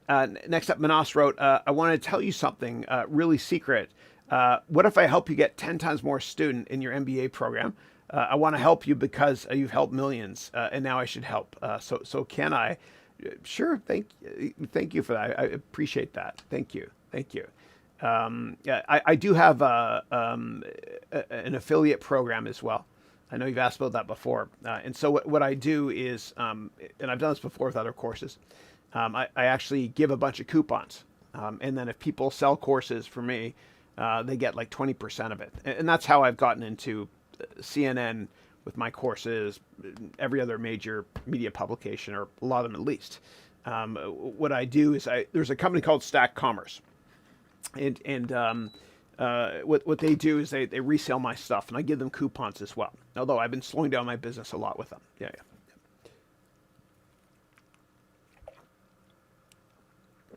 All right. Next up, let me see here. Okay, and then Manas wrote, I can help you getting 10 times more students for your MBA degree program. You might think I'm joking, but I swear I'm serious. You can reach more interested audiences with some minor changes. Yeah. So what we do, thank you, Manas, appreciate it, is what we do is I have coupons. And so if you want, what you can do is you can email support@harounventures.com and request coupons. And then my team can track it, and then whatever amount, we can see what sells, and then we'll cut you a check for 20% or PayPal or whatever it is. Yeah, thank you. Okay. Next up, Tenzil is saying, hey, Chris, first of all, thanks for giving us such nice pieces of advice. You're most welcome. And then you wrote, have you ever watched a really great Indian movie called 3 Idiots? Yeah, it's so funny you say that, because one of my favorite students in my MBA program told me about that. And then you wrote here, it's really great, fascinating story based on college students. The movie changed our thinking process back in the old days. Yeah. And still, when I rewatch it, I feel totally new and refreshed. Chris, you should really watch it. Okay, I will. And I have an amazing student named Kevin, who did my MBA program. Really good guy. Let me see here, Kevin. And he wrote me an email about it as well. And so Kevin, let's go here. Kevin. I have it here somewhere. I haven't a senior moment, but he wrote here. Let me search here. Hold on a second. Kevin. Enter. Here we go. Kevin Patel. That's right. Yeah. So he wrote about this February 17th. Yeah. He wrote, did you get a chance to watch 3 Idiots? Great guy. Yeah. And he told me, he went on and on and on about it, and I have to watch it. Yeah. I am going to watch it. I will watch it today. 3 Idiots. It reminds me that the Three Amigos, great movie with was it Chevy Chase, Steve Martin, and Martin Short as well. Yeah. I will check it out. Thank you. All right. Oh, Christina, how are you? Christina is one of my wonderful MBA students, and she always keeps me on my game we compete. It's a good thing. It's co-opetition, right? We become better for it. And so she always kicks my butt when it comes to this. She has this as well. And what we do is I have to drink a certain amount of water up until 7 p.m., right? So right now, Christina, I'm at the 10 a.m. line in between 9 and 11, right there. How are you doing? I'm sure you'll tell me in a second. But Christina wrote here, and Christina and her wonderful husband, Christian and Isabella, are based here in South San Francisco. She's wonderful. She's awesome. And she's heading up the yearbook this year too for my MBA program. So Christina wrote, good morning, Chris. Good morning. Love your new live web class intro promo video at the start of the webcast 128. Thank you. I appreciate that. And hats go off to Matt Lacuse, who's my wonderful chief creative officer. and I made him a partner. I gave him equity as well. He's the only partner. He did a great job with that video. And also with the lights and everything. Without him, none of this would be possible. Yeah. And then you wrote, your new short throw projector is working great. Thank you. And I appreciate it. I had a complaint from Marwan, and I appreciate the feedback, Marwan, too. God bless you. About that. And if I get more complaints about the background, what I'll do is I'll gut it. Yeah. Okay. But I love to take risks. And then Christina wrote, I love the changing backgrounds, especially you love the lightning in a bottle changing backgrounds are powerful. Thanks. I think what I might do, I want to, I want this call to always be about answering questions. But I get a lot of questions that are similar. And so what I might start doing is I might open the show, with an answer to a question everybody has, like the Roblox IPO or whatever it is. Yeah. Thank you. All right. Manas wrote, I'll message you on LinkedIn and explain the strategy. And then you wrote, you're my mentor and it's my duty to help you in the most effective way possible. Thank you, Manas. I appreciate that. You made my career, and now I'll try to pay back. No, all good, man. God bless you. All you have to do is help other people around you, and my purpose is done. Thank you. God bless you. Manas is my little brother. Okay, he's based in India, and he's a good guy. Yeah. And then you wrote, thank you for everything. God bless you and your family forever. Just be the same. You're a unique person. Thank you. And I love all those emojis, and God bless you 1 billion times over. Thank you. Okay. And then Christina is saying, I love your finance and accounting and all 5 MBA degree program concentration promo videos, especially the music that goes along with them. Yeah. And that's something that Matt created, Matt Lacuse. And so let me show you a quick excerpt here from our economics management strategy track in the MBA program. You see that I teach it with using video games in a really innovative way. Gamification is important to me. This will be a really short video. I'll be right back. Thanks, guys.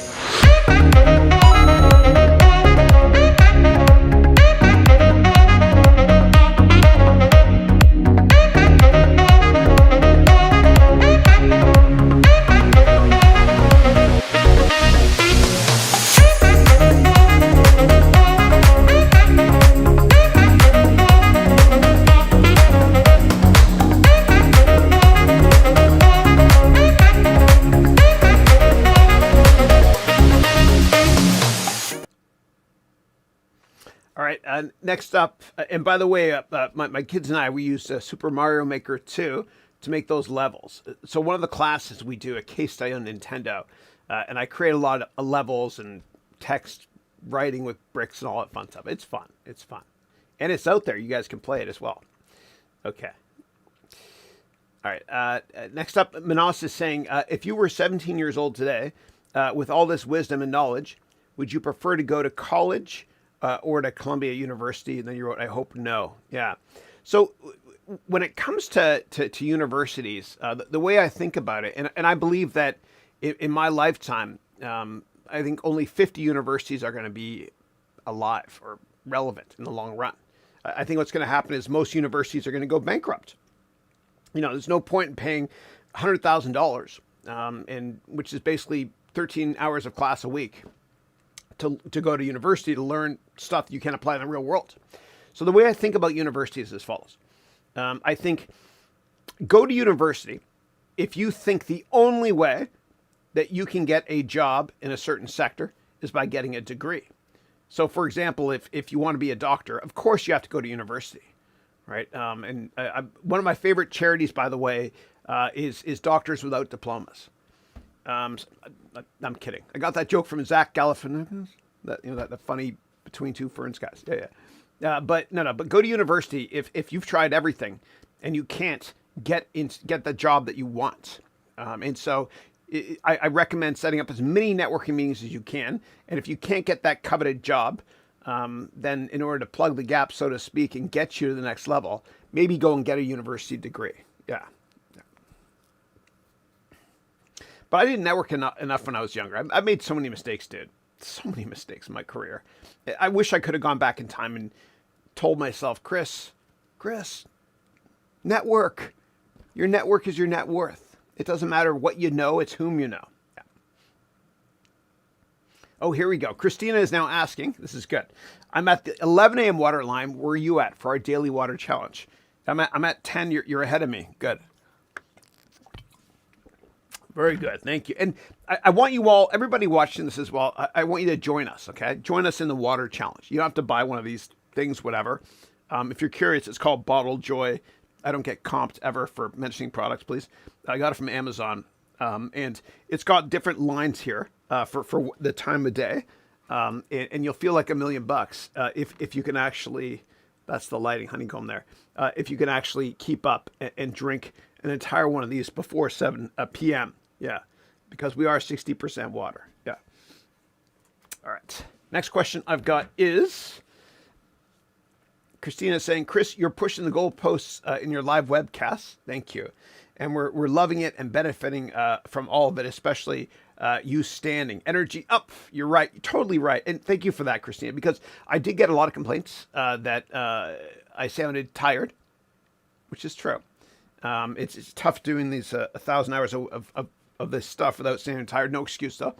And so I decided I'm never sitting down ever again. There's no chair in this room. You'll never see me sit here ever again in this room. And by the way, the reason I have this on the ground here is because when you have a screen like this, it reflects, the lighting reflects everywhere. Like even here you'll see, right? So I didn't want the floor reflecting up there. The floor is a bit shiny. So I put that black blanket down there. Great call by Matt Lacousse, my Chief Creative Officer. Yeah.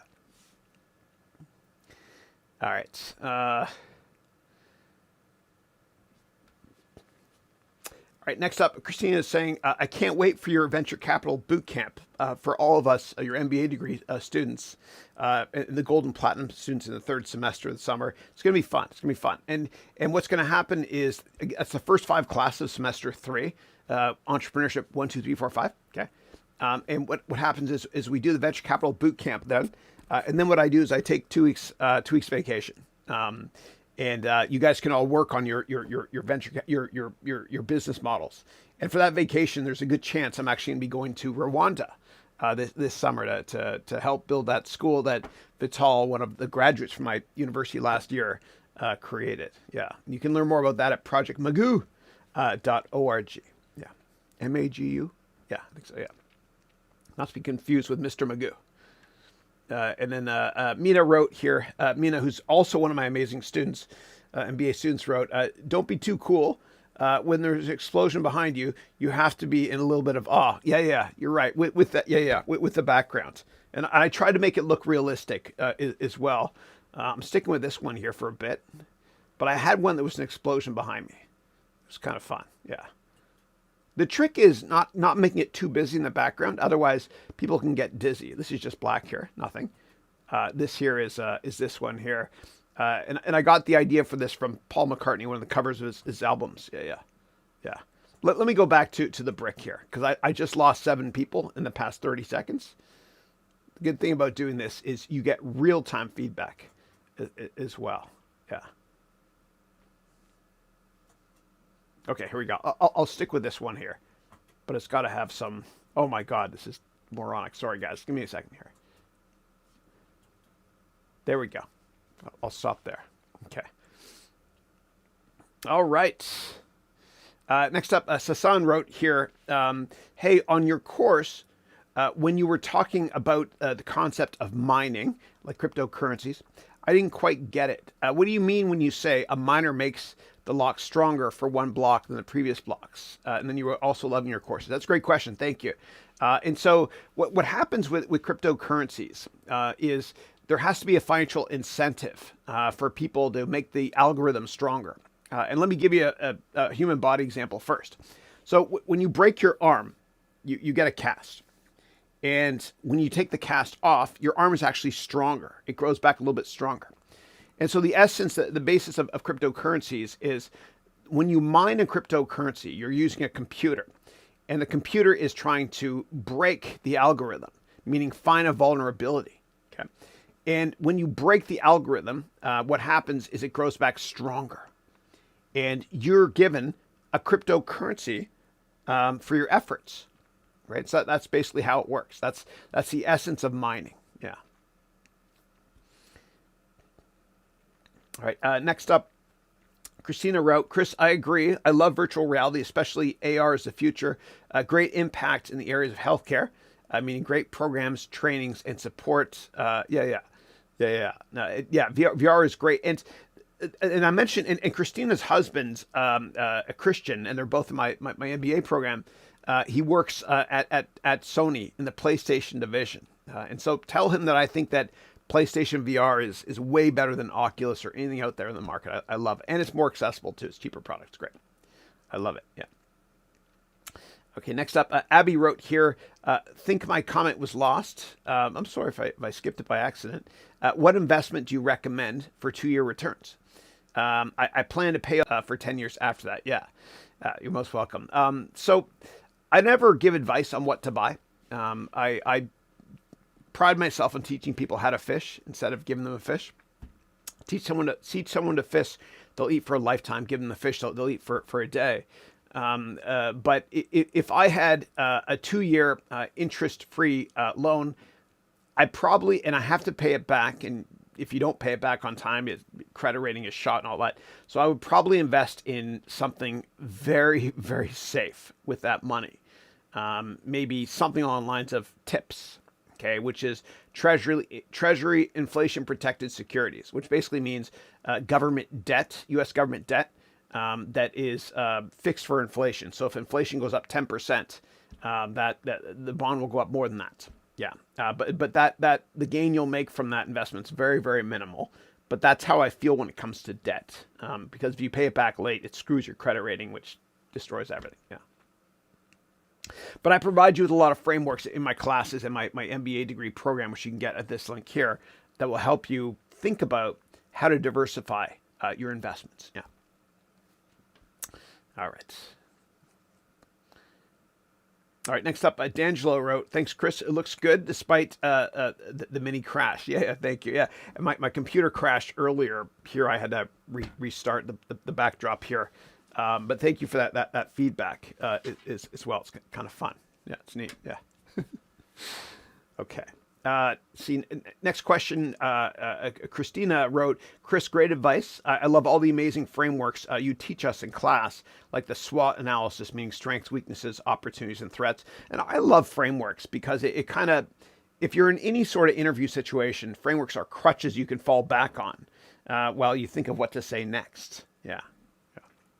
And for those of you that have business degrees from university or whatever, what I want you to do is I want you to kind of reflect on every class you've taken and think about just one framework that you were taught in each one of those classes to be able to use in the real world. Yeah, each class should provide you with a minimum of one great framework that you can apply, meaning SWOT analysis, product lifecycle if it's a marketing class, Porter 5 forces if it's strategy, etc. Okay. All right, and Amazing Science 360 wrote, hi, Chris. I'm a non-U.S. resident. Can you tell me about rental property in the United States? Is it good for a return on investment? It all depends, obviously, where the property is located. The three most important things in real estate and I'm making a course this year called the Complete Real Estate Course. The 3 most important things in real estate are location, location, location. There you go. You don't have to take my course now. I told you the 3 most important things. So location's obviously important. You always want to buy the crappiest house in a nice neighborhood instead of the nicest house in a crappy neighborhood. And just be aware of when you make this investment in real estate, you're a stockholder. You got to be there long term because the cycles are very, very long, very long. It's feast or famine. And I can hear my grandfather, God bless you, Grandpa, I miss you, saying, Chrissy, buy land. They're not making it anymore.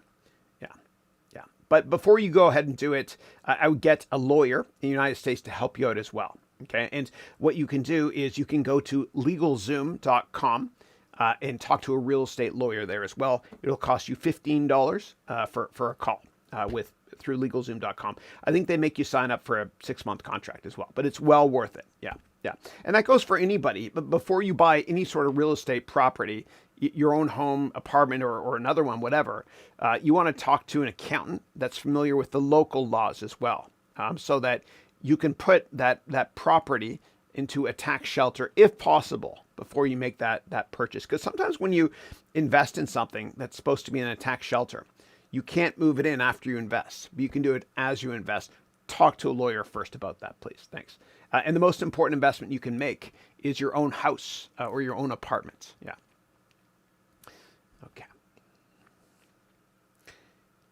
Okay. But I've been looking recently, just in the interest of full disclosure, I'm pretty close to pulling the trigger on something in Florida right now. I'm looking at an apartment there. Yeah. And I'm even thinking of setting up an office in Florida, similar to what Tony Robbins has done, because taxes are insanely high here on the west coast, in California. And it doesn't matter where I'm located. Like the reason I'm still here in the Bay Area is because my kids, obviously, there's great public schools here. I don't believe in private schools.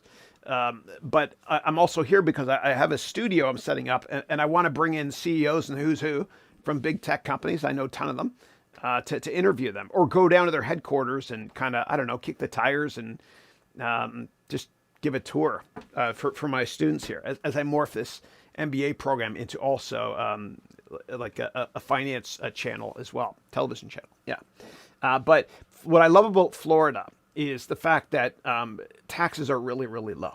I love that. The only thing that worries me a bit about Florida is the summers, a little bit too hot and adverse weather every now and then. But it's something I'm considering, opening an office there for tax reasons as well, if my accountant says I can do it. Yeah. But I love Florida. Yeah. Okay. All right. And next up, Augusta is writing here. Augustia. Chris, I love your courses. Thank you so much. Thank you. I appreciate it. My question is, if I'm coming out of a target business school, do you think an MBA or a CFA is useful for directly pursuing a hedge fund job? Yeah. So what I would say is that find people that work at hedge funds. Just do a search on the top 20 hedge funds and then search for people that work at those hedge funds on LinkedIn and just look at their profiles. What do they have? A lot of them don't have MBAs. A lot of them are just really good at networking.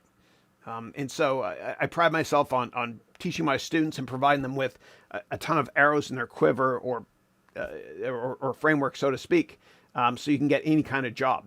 And so you can check out my complete financial analyst job here, or I have another course called how to learn how to pick stocks by a pro investor. I have that course there. You can take that, and that will help you out with hedge funds as well. Because there's a section in that course that will teach you how to get a job at a hedge fund. Yeah. It's all about networking. It really is. Yeah. But the problem is it's hard getting information out of hedge funds because by law, a lot of them are not allowed to advertise. Right? It's not as regulated as the mutual fund industry. And so they don't have these elaborate websites with the personnel listed there. You kind of have to get a list of the top 20 or so hedge funds in the world or in your region. And then just go to LinkedIn and do searches to find out who works there and what's their background, all that stuff. Yeah. All right. But don't get a job at a hedge fund without understanding why you want it. And that goes for everybody. Don't just figure out on how to get a job or what job I want. I really want you to think about why.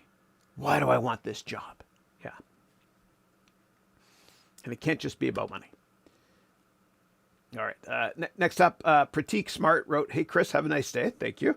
And you wrote, "Even my teacher told that you should exercise while studying so you can retain what you've learned." Sounds like a great teacher. Yeah. I agree. That's why I get my 20,000 steps in a day when I'm in this room. And I nourish myself too, proper. Like the night before, I fill this up with water, okay? And I also have my bulletproof coffee in here. I can go there if you want me to tell you what's in here, okay? It helps with cognitive abilities. So my coffee machine's ready in the morning. It's one of those automatic ones. And then here, I get a ton of green organic food that I juice into 7 of these throughout the week, right? So this one is filled with that, with a scoop of whey protein. And then this here is just a bunch of vegetables and other stuff, and I have to shake it up, obviously. And I get this from dailyharvest.com. Yeah. And then I put every antioxidant you can think of. The body is a temple. All right. Oh, I love it. Dude, this is awesome. Harsh wrote here, "I will be successful." Attaboy. I love that.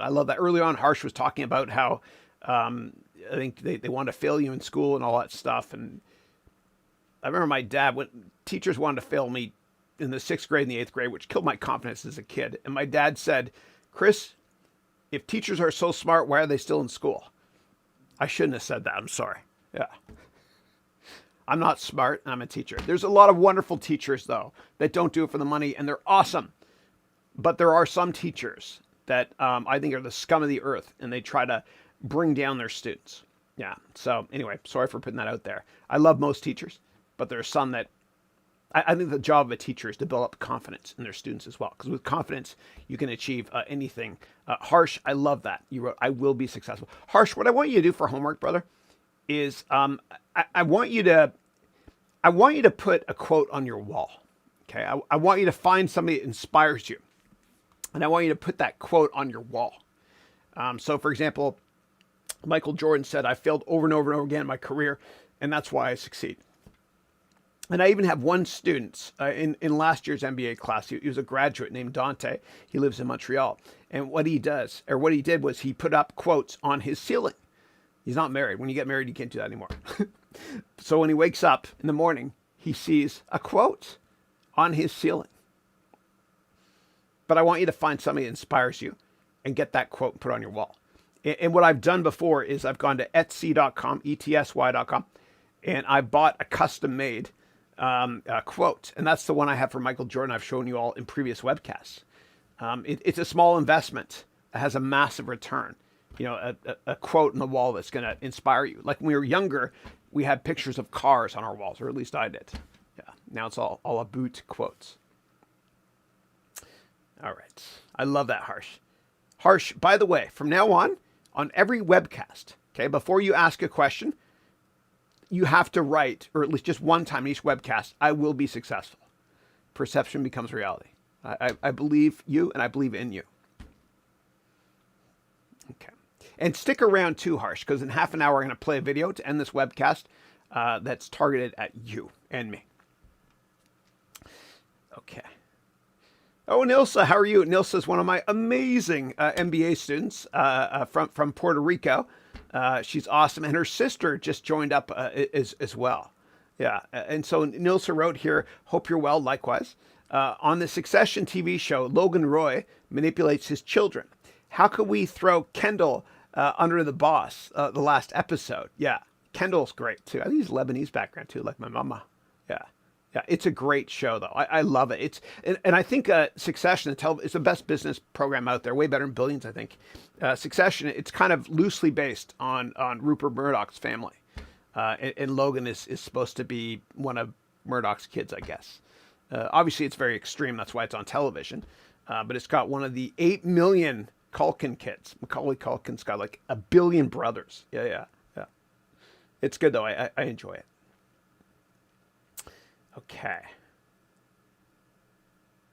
Okay. And Antonio Ventura said the same thing. I totally, fully agree with a plain background. Okay, thank you. Appreciate it. Okay, let's try that out then. Let me turn this off, and we will go plain background. See how that looks. Yeah, and of course I got to make the lighting a bit better. Yeah. All right, we'll try that out for a bit. All right, thank you. Okay. All right, next up, Mina is saying, Chris, I got a good question. How often should one write articles on LinkedIn? Yeah. Articles or posts, yeah. I would try to do at least one per week. That's what I recommend. Yeah. Yeah, and your profile is looking, it's looking good. But I recommend, like we talked about, the summary section. Yeah. Okay. And I promise. Okay. Next up, Alex wrote, Chris, what are your thoughts on the markets in Brazil and Portugal? Yeah. So I've done a lot of investing in Brazil in the past. And what I've always loved about Brazil is that it's an emerging market. It's kind of like United States economy back in the 1960s, to the extent that they're building out the infrastructure, and airline companies and machinery companies, et cetera, are great secular growth stories there. And in terms of my investments there, I've invested in everything from real estate to oil companies. And so my favorite investments in Brazil for the past couple decades or so have been Cirela and Gafisa. Those are two real estate companies, and Localiza, which is a car rental company like Avis or Budget here in America. Yeah, and of course Petrobras, which I don't invest in that company anymore. I'm not going to go there. But yeah. So I like emerging markets. I don't really have experience to Portugal, but a lot of experience with Brazil. Yeah. A lot of great growth stories there. Yeah. But you got to deal with the political issues as well. And I remember when I used to invest there, Lula was the president, and he was pro-business, and the current administration is a little bit too right-wing.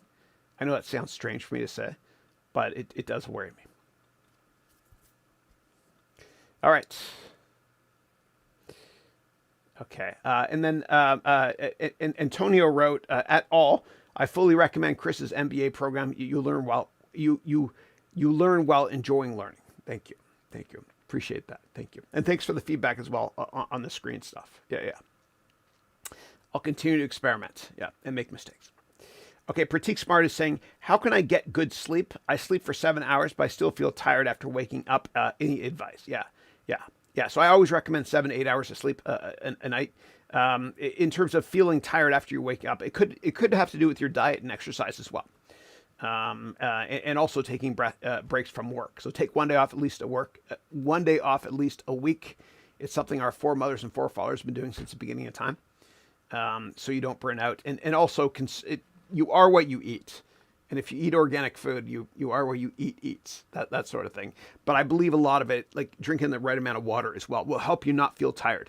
And I promise you, if you drink like this much every day, whatever it is in liters or gallons overseas, this much every day, you'll have much more energy. Try the water challenge. Try it with me, please. I promise you it'll help.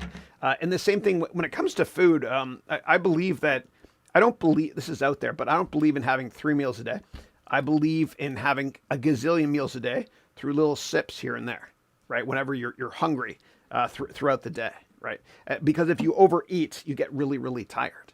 And if you find you're overeating, then what you do is this. You eat your main course, and if you want to go for seconds, drink a whole glass of water first. Wait. If you're still hungry, then go for it.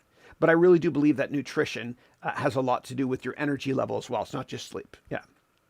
And exercise too, of course. Okay. Next up, D'Angelo wrote, I love what you said about getting an origination job first. Yeah. Can you repeat that advice or show us where we can find it if written? Yeah. And then you wrote, never mind, I found it in the complete job course. Thank you. Yeah. So, and basically the crux of that logic was that if you're not sure what to do, then get a job that makes a product. And then later on, if you hate making the product, then you can sell the product or market the product. Let me give you 3 examples. First of all, technology. If you get a programming job, which originates the code, the product, and you do it for a couple of years and you hate it, well, because you made the product and you thoroughly understand it, you can move on to sell the product or manage people on the product, operations on the product, etc. In terms of the finance industry, investment banking is where you create the product. And if you hate creating the product, you can move on to trading the product, or investing in the product, I should say, selling the product, managing the product, etc. And the last example is consulting. If you're, and that's why a lot of people go into the consulting industry when they're younger, because they don't know what to do. That's what I did. In the consulting industry, you're creating the corporate strategy for a company, your client. And if you don't like creating that corporate strategy, but you have experience in it, you can move on to selling that strategy or managing people that work in that strategy, for example. The bottom line is this: if you're confused what to do in your career, try to get an origination job. Okay. And I started rambling there. That's why I fell back in that crutch of the bottom line is. Yeah. All right. All right. Next up, Higher Dimensions. Oh, what a cool name. Oh, you're talking to somebody else. Okay, cool. Next up, Mina is saying a lot of airlines have written tests. And what they do is they keep the profiles in a talent database, calling people back when you need someone who can fill the spot. Just wait, maybe they'll call you. Yeah, okay, and I think you're talking to somebody else here as well. Thank you. Next question is from Laura, who's saying, how do I improve my communication skills? Yeah. So what I would do is if it's a language issue and you're trying to learn another language, how to communicate in that language, what I recommend doing, and this is out there, is watching television shows in that language and turn on closed captions as well. That will help you communicating. Another thing you can do if you want help in terms of how to communicate better is go to YouTube and do searches on some of the best public speakers in history, like Martin Luther King. Or what you can do is watch, and this is not a political statement at all, but watch Barack Obama presentations, because I think he is the #1 presenter on the planet today. And the way he presents is amazing. He pauses when he should.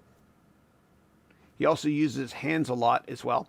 And he used teleprompters the right way. Like, you watch him, you'll see him looking this way and this way for teleprompters, unlike Trump, who uses prompters the wrong way by going. So this is not a political discussion at all. But the bottom line is this: go and watch some of the best presenters in history and learn from them. And then you got to practice that as well. And so what I recommend doing is joining a public speaking consortium. You can do them online. It's called Toastmasters. And so what you can do is this. I'll show you. It doesn't matter where you are in the world, and this is free. You go to a website called meetup.com, okay? Meetup.com, okay? And you enter in your city right here, whatever it is, and then you just enter in Toastmasters. Toastmasters. I guess it's called that because of toasts. Yeah. And then what you can do is, this is just Brooklyn example. This is a women's Toastmaster group, Chesterfield, which is, I think, a town or whatever, Toastmasters group. And what you can do, this is an online event here, and you can practice presenting. It's free, and you got to practice because, as Tony Robbins said, repetition is the mother of all skill. Okay.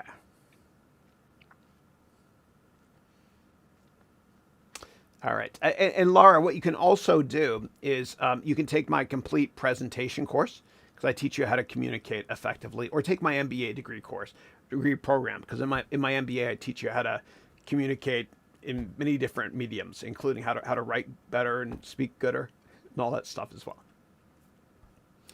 Okay. Okay. Next up, Husan wrote, I have absolutely no finance knowledge, and I'm planning to switch careers from pre-med to finance. Would I be able to take the finance accounting course? Absolutely. Look, all of my courses and my MBA programs, everything you can get at this link here, assumes you have no background in finance and accounting. In fact, if you do have a background in finance and accounting, I want you to forget everything you've learned, because I'm going to teach it to you in a better way, in a more fun way, too, more engaging. Okay. All right, next up, Pranav is asking, what are some catalysts that happen every single year that cause some stocks to go up? Yeah. So, a catalyst means an event that gets investors excited about a stock, which makes it go up. And so Wayne Gretzky, the best hockey player in the world, and God bless his father Walter, who just passed away.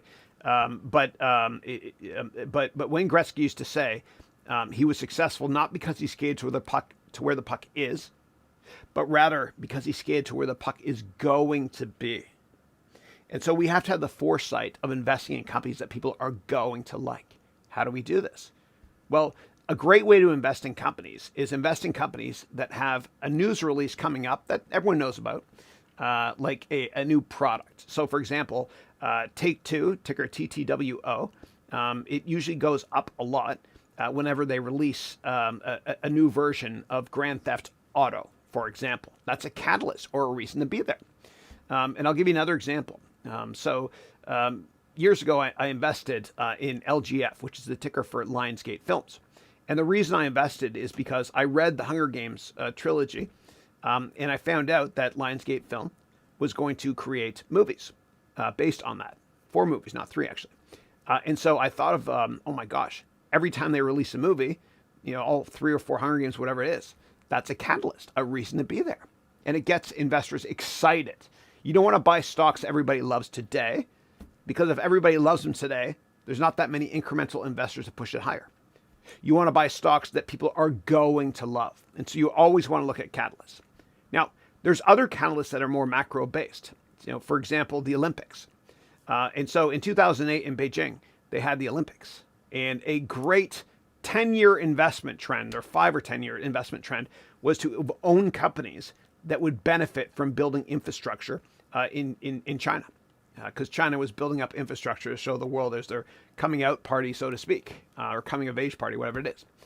And so you can invest in companies back then like Caterpillar or Komatsu, which make equipment for making buildings and all that great stuff.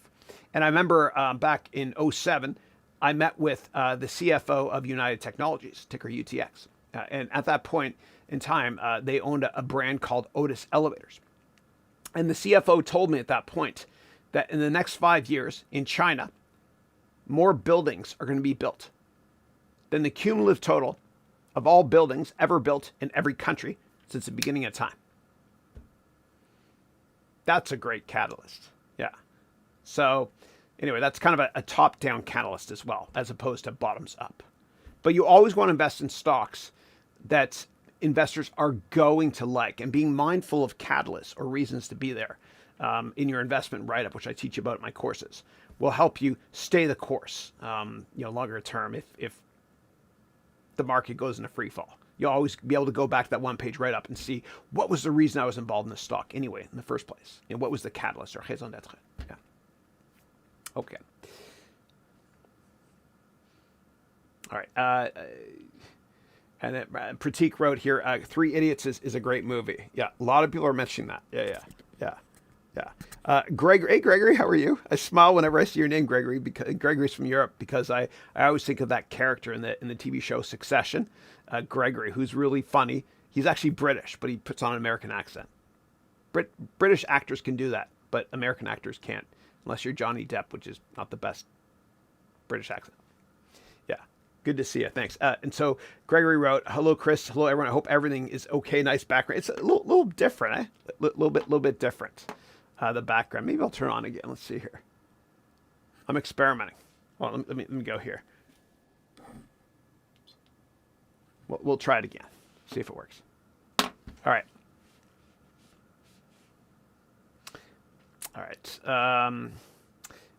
You know what I might do actually when it comes to the background is, maybe I'll just use it when I open the show, so to speak, and I talk about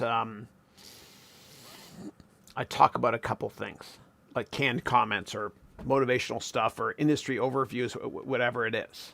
Yeah. So anyway, I'm experimenting. Clearly not doing a great job here, but I'm having fun, man.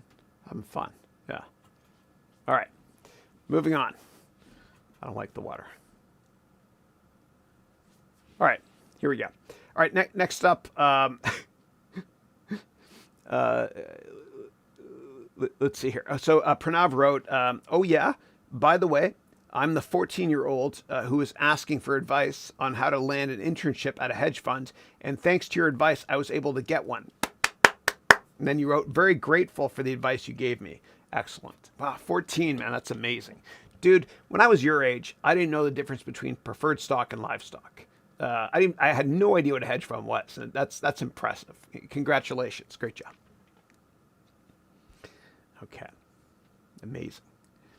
Okay, and Gregory is saying a stand-up show. Nice ad. Cool music and images. Yeah, and that video I showed you is something that was created by Matt Lacousse. Now, part of the MBA degree program I have, one of the 5 components is personal growth, where I teach you how to accomplish much, much more in your life. And so here's a very short video on that. It's well under 1 minute. Thanks.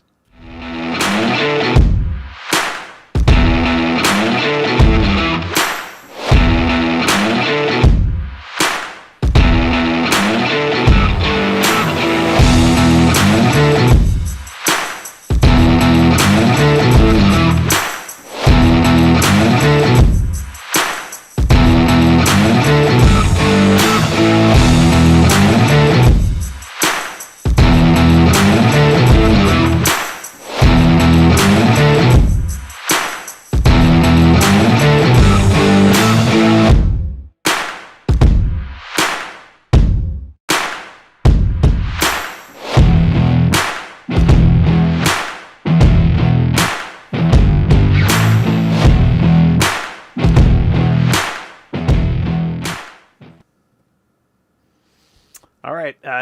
Next up, I'm trying to push the goalposts out and change things up. And so starting next week or the week after, I'm going to be using what are called DMX lights, which means I'll be able to use pedals and change the lighting as well.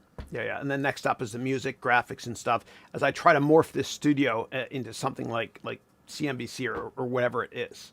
Right? It's tough doing this as a one-man show. Okay. Not tough. It's fun. I enjoy the challenge. All right. Next up, we got Frankie, who's saying, I'm deciding on 2 career paths.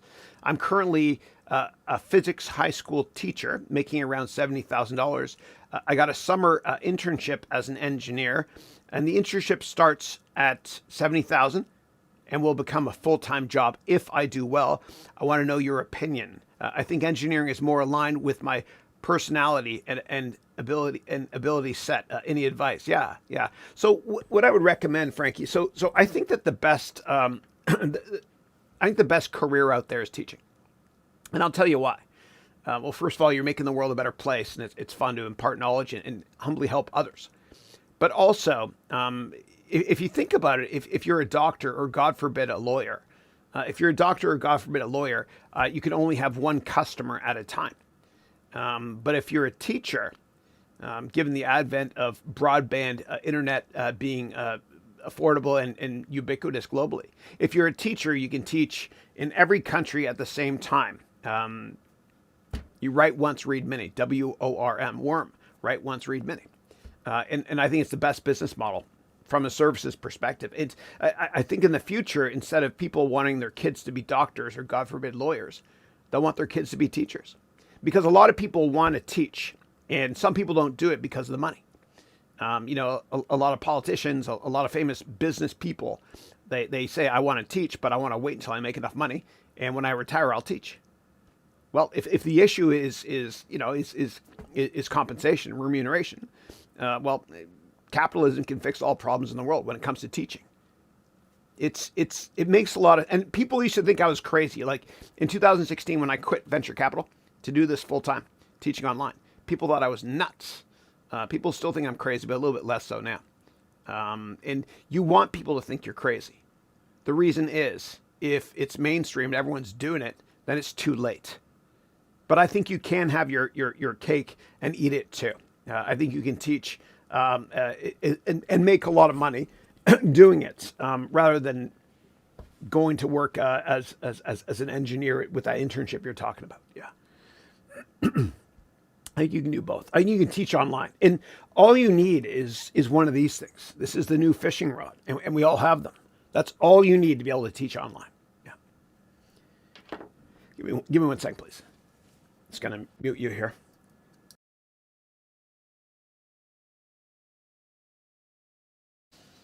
Okay. All right. Next up, Iman wrote here. Hi. What's the difference between project management and goal setting? Yeah. So project management, I think it's kind of more so for an entity or for a business plan or a new product you're releasing. But I think goal setting is a little bit more personal in nature, or it can be team based. Yeah. Yeah. But when it comes to project management, you can manage a project using sophisticated software products. There's many of them online. I used to use them, dating myself here, Project Workbench and Microsoft Project.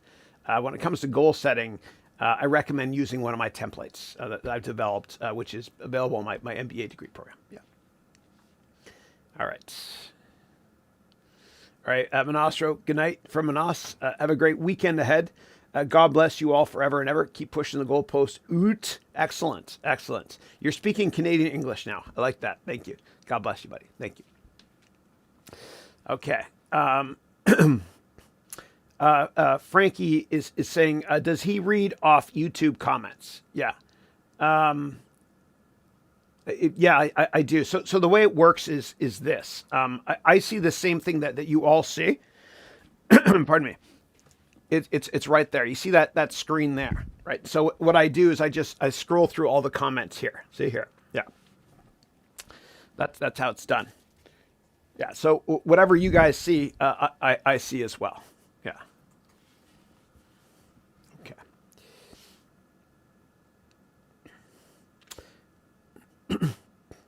All right, next up, R. Muller wrote here, I want a list of books about MBAs. Can you help me? I know you dismiss traditional MBAs and I don't want to pay money. Yeah. Yeah, so there's the problem with learning about business just from books is a lot of those books are very theoretical in nature, right? Like I don't know anybody successful that's read an economics textbook. We don't use stuff that's taught in business school like supply and demand graphs ever, or theoretical crap like that, unless you're an economist. If you are going to read a book about finance, there's probably only one person out there that I recommend checking out his textbooks if you want to. It's a professor at NYU named Damodaran. I think he's great. But I think the best way to learn about business is to, and obviously I'm biased, take online courses from people that have done it. Not people that teach business and theoretical business stuff, but people that have done it and have real life practical experience to teach. Yeah.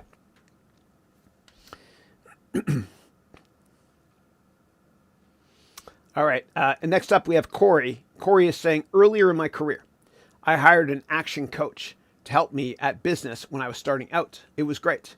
Do you recommend being a certified business coach? If so, which program would you use? Yeah, I'm not too familiar with that. I know some people get certifications to be a coach. I don't know anything about that, though. I'm sorry. Yeah.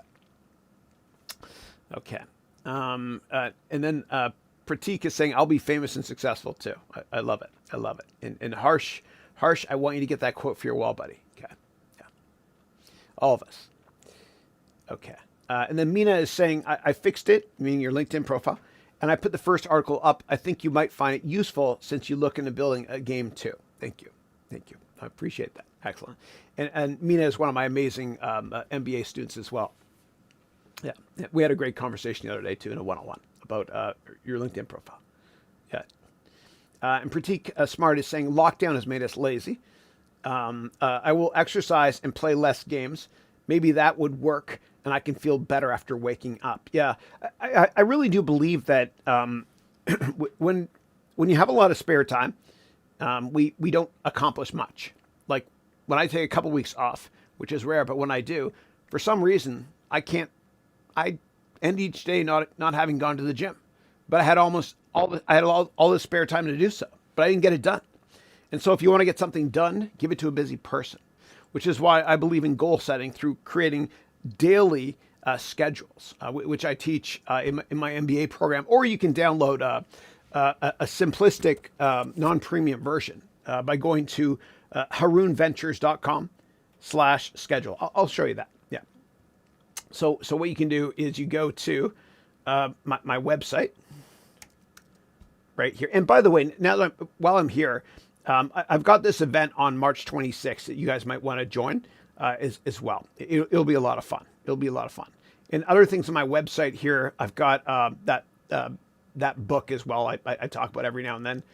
and then I've got a free course here on how to vlog and all that stuff. But if you go to harounventures.com/schedule, okay, you can download here a scheduling template. It's free, and this might help you accomplish much more. And you can customize it as well. Download it. It's pretty self-explanatory. I think it helps. Yeah.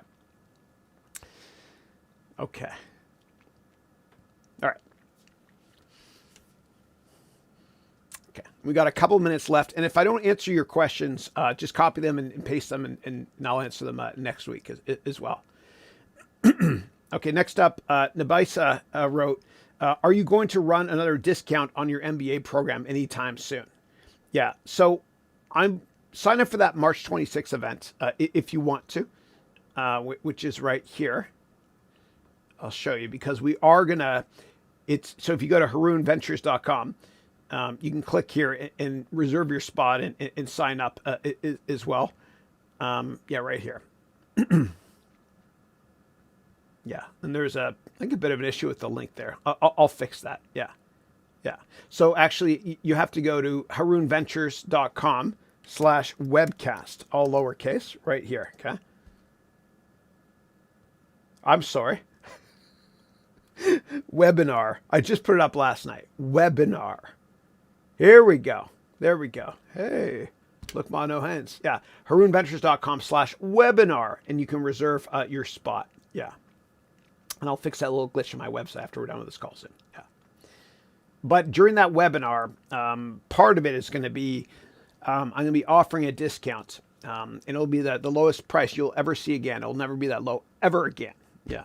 Yeah. We're raising pricing on stuff. Yeah. Okay. Business is good, humbly.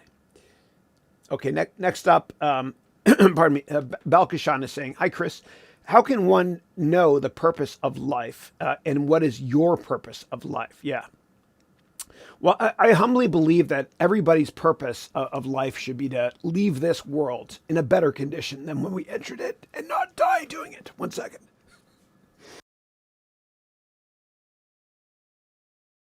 I'm fine. Hold on 1 second.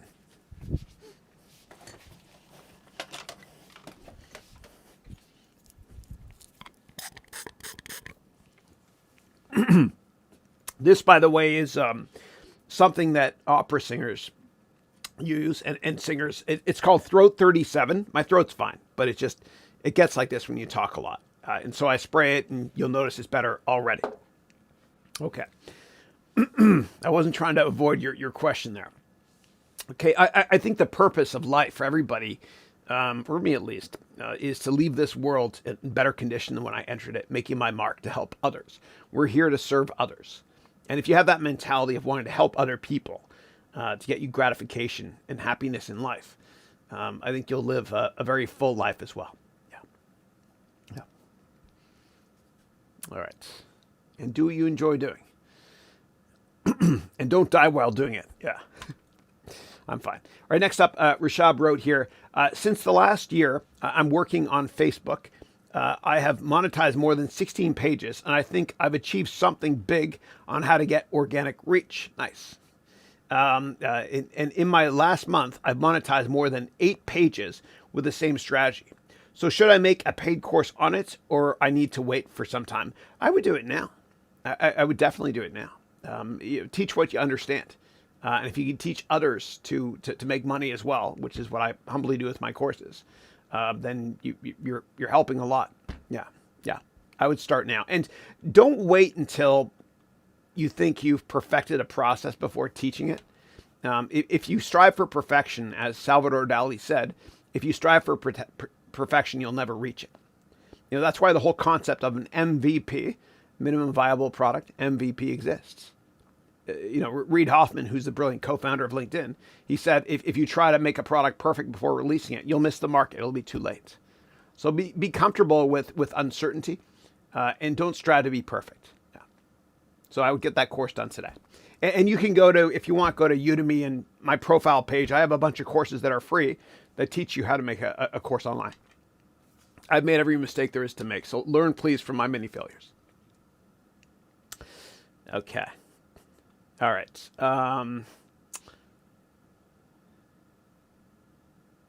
Yeah. Okay, so Naman wrote here, hi, Chris. The refund is still not reflecting in my account. Yeah, yeah. So you're asking on a public call. So what I'll do here is I'll go through this with you here. Okay. So Naman bought a course of mine and got a refund. I refunded it, but he can't see the refund. So what I'm going to do is I'm going to search on your name, Naman. There we go. Okay. And Naman wrote here, I have doubt about the total amount refunded. Yeah, and you attached the same thing I see, which is right here. Okay, and I'm going to open this up. Okay, so right here, Naman, this here is reflected from Teachables. Okay, so what you did was you bought a course of mine for $299. Okay, then I refunded the $299. Okay, so you got refunded that amount, and you did it via Stripe. So what I want you to do is I want you to call Stripe to see what the issue is there. I'll check with Teachables as well, which is the e-commerce engine on my end. Don't worry, I'll make sure that it's fair, and then you get 100% money back guarantee. Now, I have a 30-day 100% money back guarantee. I'm just trying to understand why you brought this up during a public webcast when we were exchanging emails here. So what I recommend you do next, we exchanged a ton of emails on this stuff, okay? What I recommend you do next is I recommend that you call Stripe, okay? I wrote here, it might take a couple days for the refund to process, okay? And what I'll do is I'll contact Teachables as well, okay? But I do have a reputation, and I stand by my reputation, which is a 30-day 100% money back guarantee. I just don't understand why you brought this up during a public call when we exchanged a lot of messages on it. Thanks. Okay.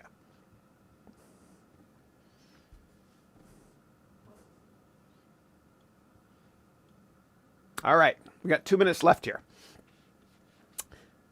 All right, and then you wrote, I still trust you. I hope so. Thank you.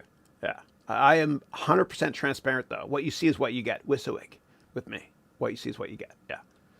Yeah. Okay. All right, next up, Eric wrote, I have a question, Chris, on the crypto course. Sure, ask away here, please. Next up, we got Pratik Smart wrote, our purpose should be to solve all problems and make the world a better place. Yes, I agree completely. To serve others.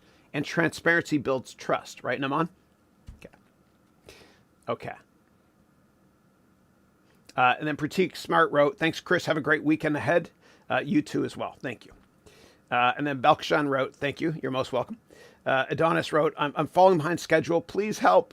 Yeah.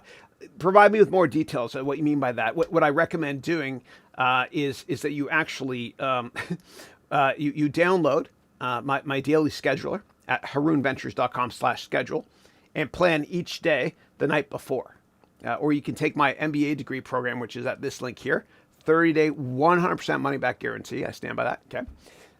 Same thing with all my courses. Okay, you can take that, and in the personal growth track within the MBA program, I provide you with a more premium version of the daily scheduler. Okay. All right. All right. And Rashab wrote, thank you, sir. You're most welcome. Chris, please. Frankie wrote, thank you. And then Oren wrote here, and I got to wrap up this call. I'm sorry, 3 hours gone by.